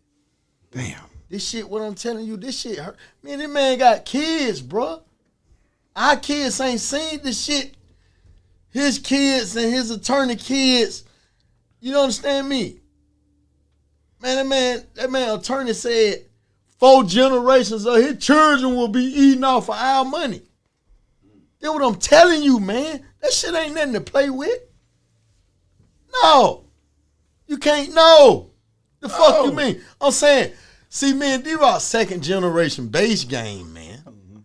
But him and D-Rock were label mates. But what type of respect do he have for us to say we don't got no respect for him? Now, I done told you the truth. He gonna call y'all. When you put this shit out, he gonna have to come out. Man, government entertainment. Same man. And I'm saying, you know why I'm telling the story though? It's 20 fucking years later. Yeah. D-Rock and I run DMC now. No, we Ying Yang. He's still on this shit. Yeah, 20 years later though. Ying Yang. That's why Nick Cannon told him when we just did Wild Night, yo, D-Rock, 20 years, man. 20 years, D-Rock still in that motherfucker. He said, D-Rock, get that shit out before I say this prayer, man. Get it all out. That nigga was standing there like, 20. He said, D-Rock was thinking he wasn't giving a damn. He like, boy, man. Nick Cannon like this. 20 years, man. This man. I said, boy, what you see or what you get? The man ain't coming out the gas. My God. Yeah. Now twerking in the mirror, fellas. First of all, I heard some other shit when I came in here too, besides twerking in the mirror that was goddamn ridiculous. What the fuck? That's 3 Stacks told me this one time at a club in East Atlanta. Yeah. I never talked to him. Him and D-Rock friends. So, but I'm a fan of his. I was going in the club and he was at the red light. And I looked and he looked at me, he said. So I walked to his Beamer. He moved the shit out of the seat. He said, get in the car. I sat in the car. He said, man. He said, the records that you and D-Rock are fired are concept records. Long as you keep the concept, y'all are always win. That explains this record right here. Yeah. This windshield wiper. Yeah. That's what you was listening to. That's the record that D-Rock and I are releasing. We got our own label. You Safe. It's a collaboration of his label and mine. D-Rock's label is U.S. Atlanta Entertainment. D-Rock's label is U.S. Atlanta Entertainment, and my label is Grown Folks Entertainment. So it's You Safe. U.S. Atlanta Folks Entertainment. Yeah. And with us, with our label, we ain't around. I'm not finna rob a fucking soul. Cause that shit will make you hurt somebody. And we hurt people for less. You know. I'm saying just everybody. So We don't rob, we Devo. Hate that shit. same thing. Same thing. Entertainment, government, same man.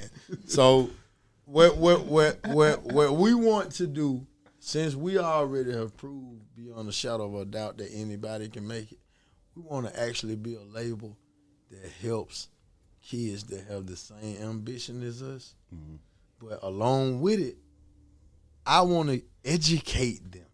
So any kids or young folk that, hey, bro, I don't want to hear this and that, I can't deal like that because that's how we got. You understand? So my thing is to pay it back is to educate while we move around. That's what I would like, well, I know that we going to do because motherfuckers looked at us like we weren't going to make it. We ain't have a chance in hell, and here it is 20 years later. We one of the greatest groups on the planet. When y'all think about that time, during that crunk time and shit was just going crazy, what was that like for y'all coming out of the hood and then finding yourselves being one of the hottest acts in the game at that time? We wasn't even thinking. We was Yeah. just working, basically. I know what, listen, you remember when 8 Ball and MJG laid down? Our spirit is still like that. Yeah. Like when Laid Down came out, everybody used to be in the club doing what Lil Jon formatted. That was a true Atlanta thing, which was the what? When we used to jump around, and shit, it was to break them off something, lay it down. Yeah. You know what I'm saying? Everybody, what, nigga, what? Throwing bowl. Yeah. See, John was DJing in Atlanta.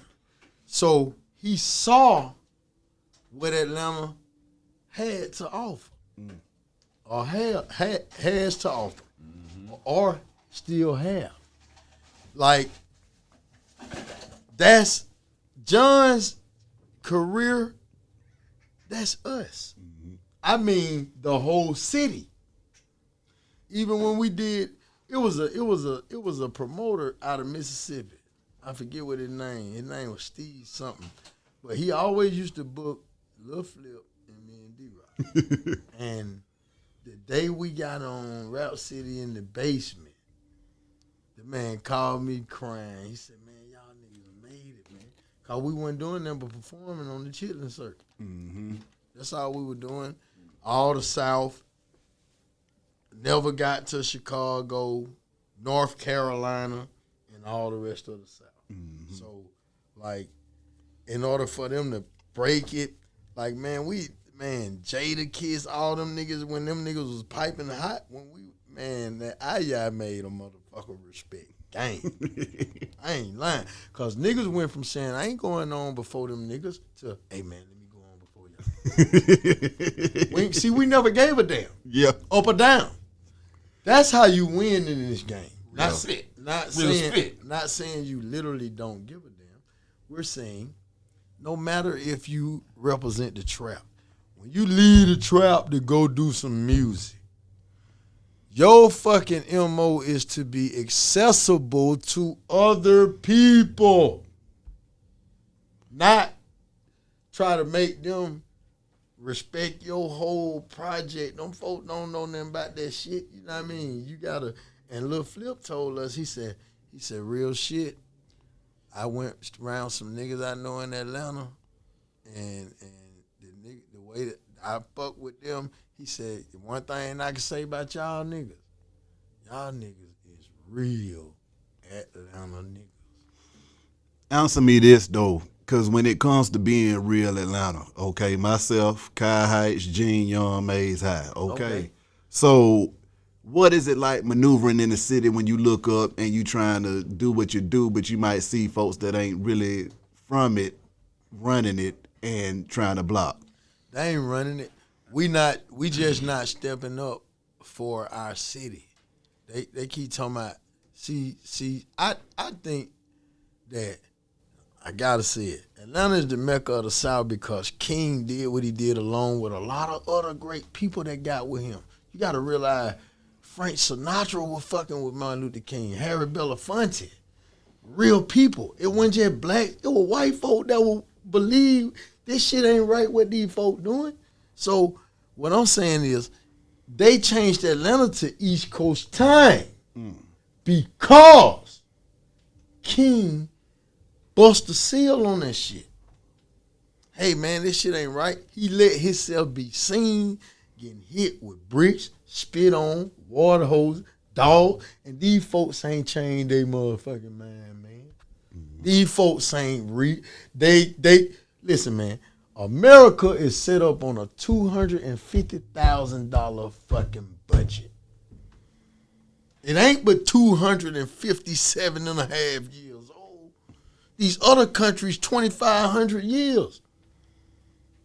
This place ain't but 257 years old. Yeah. Then you look at the Indians, man. How you gonna say thou shalt not kill? Look at the Trail of Tears. Them people walk through the woods like the deers in the woods till they got to fucking Oklahoma. Seen a man with a boat and said, hey, get me away from the crazy white man. How? He had killed my whole family. So, look, they're real shit. They got on them boats. They got the fuck out of Dodge. So when you see like Snoop family out in Cali, his grandmama live in Macomb, Mississippi. Mm-hmm. He come down there every year to go see her. You understand what I'm saying? So they get so far. The killing and shit they doing to us, they assassinate our spirit today. Mm-hmm. They ain't literally killing. They letting us do it to ourselves. Mm-hmm. Right? And we keep doing it because we don't want to believe in that. But what the fuck the dummy believe in?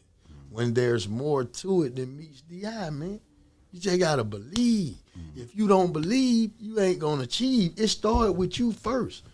You get out of the stuff what you put in it. Talk to me about that belief in y'all self though too, man. Because I mean, coming out of Atlanta and having a dream and then actually realizing that, because everybody don't get a chance to do MTV, BET, all over the world, arenas, stadiums, and all that extra stuff. So I mean, when y'all walking down the streets as just two young men trying to figure it out, and then you find yourself there, how the hell did you get there?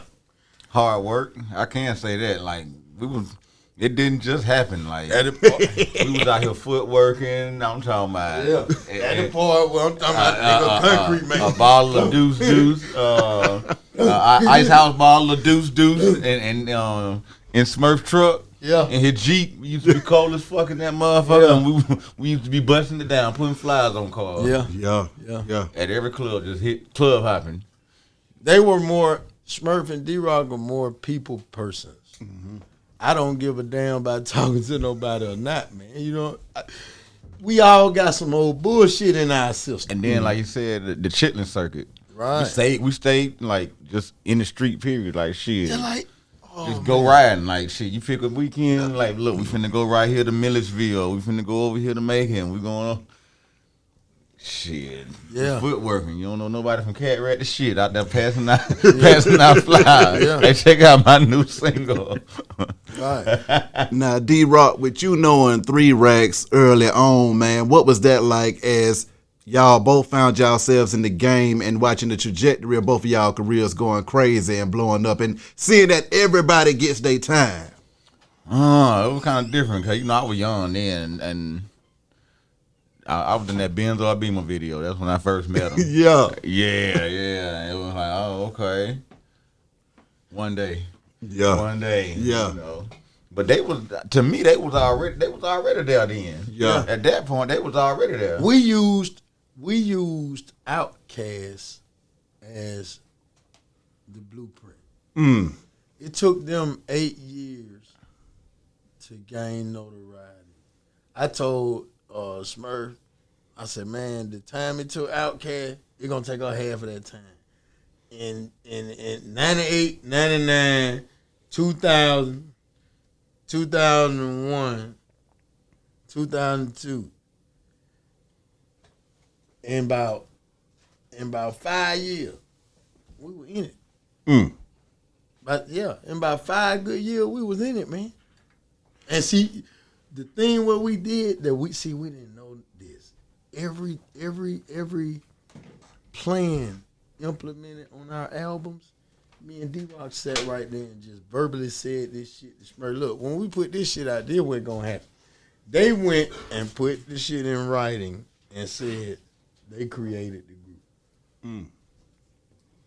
When we did Drop with Ike Dirty, put a hand on the stage, Drop, TBT was going out of business. Man, Steve Gottlieb called D-Rock phone. He said, that little motherfucker, he lied.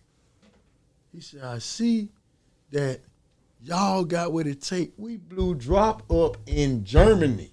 We had gigs in Germany for a month. We stayed over there for a month. That shit surfaced so hard when we got back to Atlanta, he had the budget for us to shoot the video. He called us and said, this real shit? He called us. He called us and said, What'd he say? That man never spoke up for y'all in them meetings with them albums y'all dropped. He just sat and waited on us to cut the check for the money. Y'all was already made. He said, I hate I didn't get to know y'all. I wish I did, but it's too late. He told us. It's too late. Yeah. Yeah. He also told us we represented ourselves. It's never too late. Yeah. It ain't too late because the new day. Exactly. A new world order. Another song, though, man, that I love that y'all made was that Customer with Kilo, man. How did that banger come about? Kilo is the greatest rapper Atlanta. I wish he could have made it to the crunk era. Kilo, to me, Kilo is the greatest rapper Atlanta ever had. Why? He is the epitome of the ghetto, and he know how to talk dumb and make it seem extremely extra funny. When he used to say shit like,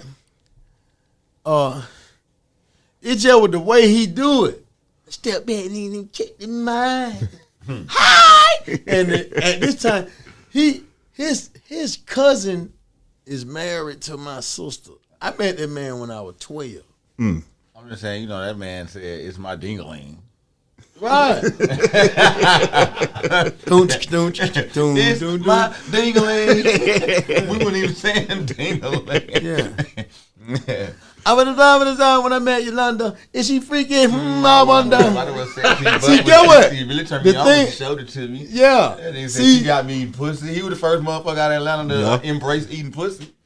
Yeah, he was. Everybody else was too scared to say they did it. Yeah. Like she got me eating pussy like a can of scream bean.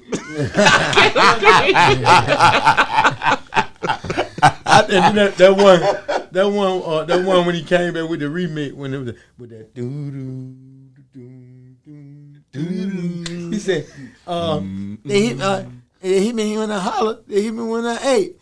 Finally, what they did, they finally yelled rape. After 5 hours, the girl got tired and go back to work because I knew that I was fine. Run around the house like I was a star. Fell down the steps, ran back to my car. I got outside and I heard them saying, "Ooh, I love your ding-a-ling." Hey, get what? You see what I'm saying? That nigga listen, that nigga the truth. Oh, man. shit. Yeah. That nigga's the truth. Yeah. See, he was another one experiencing what we experienced. Yeah. Motherfucker, see, it's time out for that. It's a new day, man. That nigga's the truth. That nigga Kilo walked up to me and said, "Kane, you can rap, but ain't nobody never made you rap." I said, "Kilo, you the best, man." I said, "Hey, Lo." I said, he said, "Yeah, let's battle." I said, "No, I can't do it, Lo. You the champ. Look, you the champ." You know why I said it to him, though? Cool Asa brought George Clinton to the studio. Now, this P-Funk, he was a baby, because we weren't made, Yeah. right? Get what he said to George Clinton. What? Cool Asa brought George Clinton to battle me. see, he got some more shit up there, man. I got some shit up there behind. You hear me? But you hear me? And get what? You gotta believe in yourself. Yeah. Kilo said, "Boy, you the little nigga that had beef with me, and I don't know why you was beefing with me." Nah, Kilo knew I was beefing. Yeah. Why was y'all nigga beefing? About Bankhead. About Bankhead Bounce, because I was going from Bankhead. Damn. But get what my dad had told a nigga, cause my family from Bankhead. My dad had told, they said, "Shout at them ain't," and this just show you how niggas count. We do it. Nigga said, "Shout it, them ain't twins. So how both of them your boy?" Get what my dad said. "Well, I met with his mama. Then I met with his mama." And then nigga said, "But shout it, D-Rock went from Bankhead." Then my daddy told the nigga, "Yeah, nigga, but his daddy is." So what the point? See, we get so caught up in the bullshit. Yeah. Like Atlanta is our city. It's not. That's why I used to hate It's motherfuckers fighting different apartments. I'm like, why you fighting over apartments that you don't even own? Nigga, I don't give a damn about the apartment. Right. Right. And one week we stay in Capitol Home, the next week we stay in Inglewood. You know, Section 8, we were bouncing. Exactly. One week we on the west side and 1 week we on the east Shit, side. man, D-Rock stayed on MLK. Me and D-Rock stayed right in Misty Valley. West side. Yeah, real shit. Real spit. Teenagers. Lastly, fellas, Lastly. what advice do you got for these young folks coming through the game right now, man? What is it that they need to know? And what is it that they need to do artistically speaking too, man? Because, I mean, see, that's the thing. I hate to get back on this soapbox. But what I loved about the Ying Yang Twins is that y'all jammed. Y'all didn't go in there and play around. Y'all was in that bit jamming. Look, see, listen. Most rappers today think that they can just go in there and just. I'm gonna tell you what I can't stand. I can't stand finger fucking the studio. Come in here, sitting up in here 4-5 hours, or gotta wait on you to think up your rap. Hey, take me back. Look, this where school come in at. Get you a fucking notebook. Get you a pencil. Write this shit down. Read it while you're writing it. By the time you're done writing it, you should know it. See, that's the part to me why the labels aren't giving the full deals and taking the 360 deals, because they know these children. I can't sit in the studio and look at nobody do this. I'm gonna put the bitch on the track. Woo! Take me back. And then you standing there trying to think of another word. Hey man, that's where school come in at. Bitch, go to school. Government, entertainment. Same man. I'm just telling the truth. That's what's wrong with the game, and the industry don't give a fuck. Yeah. They been getting Education. money. They been getting money off of us since the 20s and 30s. Yeah.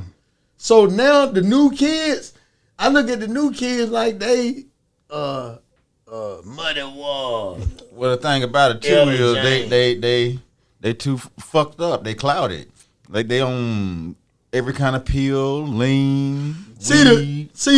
The drug part, the pills is for the Caucasian kids. The black children was weed, liquor, Mad Dog, Boom Farm.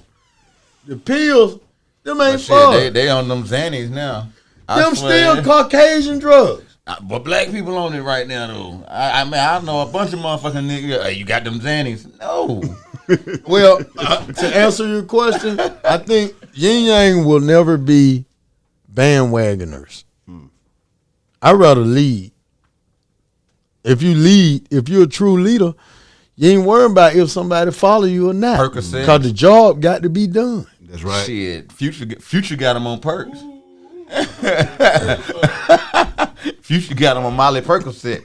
Hey, they still Caucasian drugs. See, those still the drugs that the kids that were going to charter school back when we was in Atlanta public school. See, them children's parents drugs. But see, them Caucasian kids now, they on hair run. Well, everybody want a little dog food. They on meth and hair run. Meth and hair run. Everybody want a little dog food. We on Xannies and perks. Boy, they meth out and hair run. I'm not speaking for people who don't do it, but I'm saying you can't act like it's not people that do motherfucker it. tiptoeing over there to the bluff. Do you know what bluff stand for? They ain't tiptoe. Do you know? About the glue. Do you know what They giving away their parents' car and everything. Do you know what the bluff stand for? Better leave you fucking fool. There you go. And guess what? It's been like that since my dad's 61 years old, man.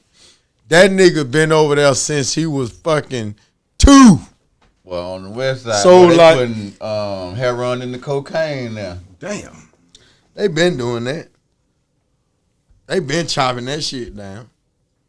You see, look, the Reaganomics what fucked everything. I had seen some shit on. I forgot what I was watching. I'm like, boy, they is tripping. Man, I seen a documentary about East Lake Meadow. Oh yeah. That shit. Get what that shit showed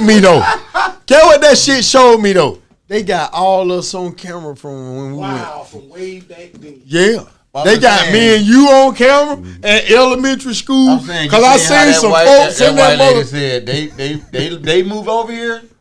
I'm moving today. I'm like, damn. Yeah. See, guess what?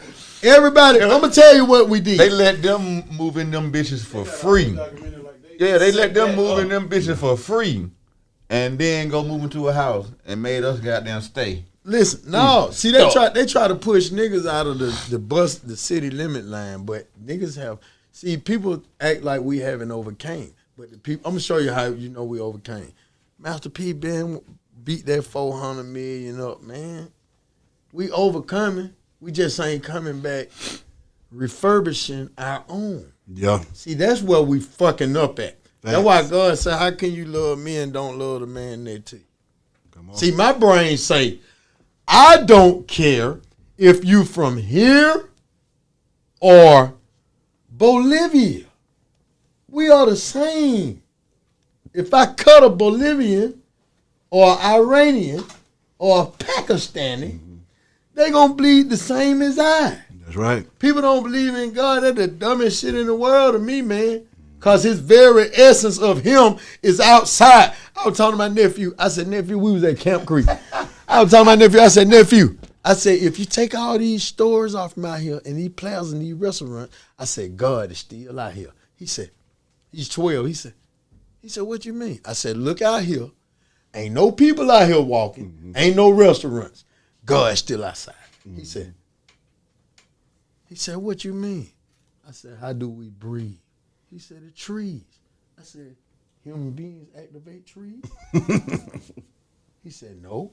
I said, when the wind blow, people make the wind blow? He said, no. I said, that's the second entity I'm showing you what God is outside. I said, the sun come out.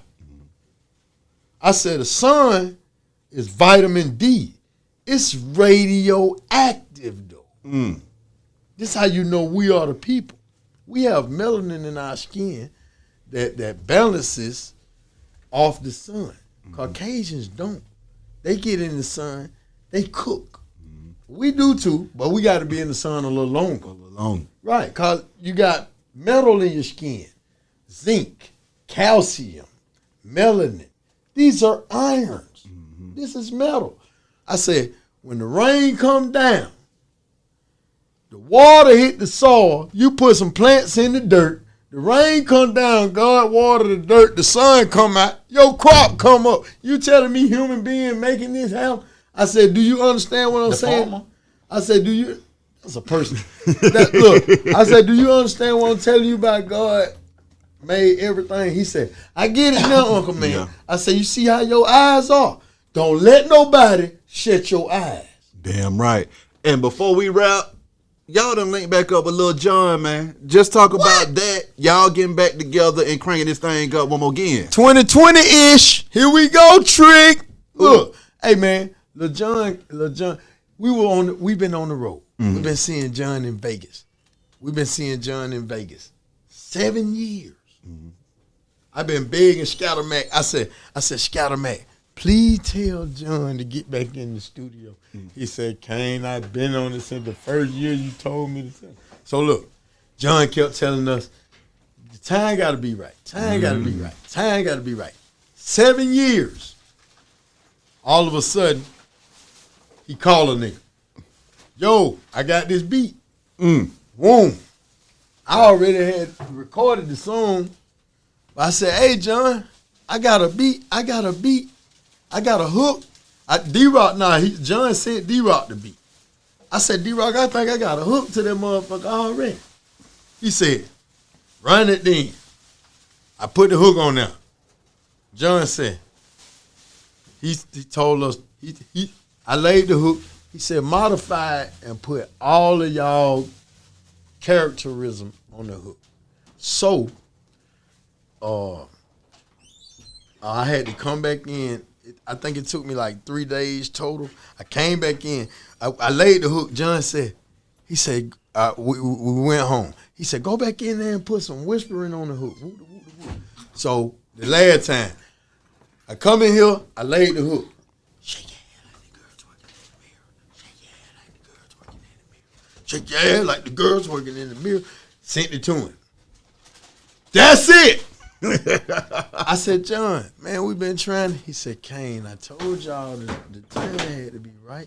He said, my spirit had to be right. The timing had to be right. You and D-Rock had to be right. Everything just got to be smooth and easy. Man, that thing finna get ready to crack. Ooh! That thing finna, it called Twerking in the Mirror. I already know. Now, what was them other songs you was playing when I first walked in here, too? Well, you know, me and D-Rock, we got our own label. We use safe, so we can, that windshield wiper is, it goes back to me talking about 3 Stacks telling me concept records. And here's why we always win with those records.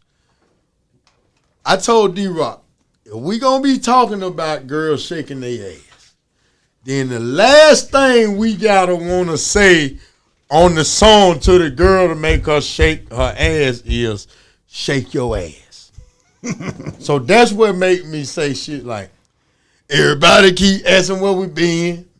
Ying Yang back at it again. Women in the club finna win. Well, go on, girl, break your back then and make it windshield wiper, make it windshield wiper, make it windshield wiper, sling that thing side to side. Boy, that's why them boys like it. But we applied the girl's ass to the windshield wiper. That wet ass pussy remix though. That thing hard too now. Talk to me. We started the shit everybody eating off of. Yeah. Yeah. Not before Uncle Luke though. We just slowed. Luke brought the booty shake to the A, and we slowed it down and kept it in the state. Mm-hmm. So, like that, everybody been saying everybody is doing what we personify, what we known for. Mm-hmm. So, like John said though, everything has to be right. Mm-hmm. So the timing is right. Mm-hmm. People are tired of the bullshit. Mm-hmm. Like the music that has been selling when in the industry. I apply the industry when you drop a record. The record's supposed to taxi onto the runway, take off, go up, and level off. Mm-hmm. These airplanes have been flying on the go up. They ain't never leveled off. This is why people are falling out of listening at the radio. So it's not a better time for me, D-Rock and Lil Jon to get back together. That's right. That's right. It's time. People are tired. You running the battery out. Go ahead. People tired. Well, nah, I can definitely dig it with fellas. Appreciate the time, man. Appreciate the time, man. Already. One love, Ying Yang and this thing. Be Radio, shout it, man. It's out 1079.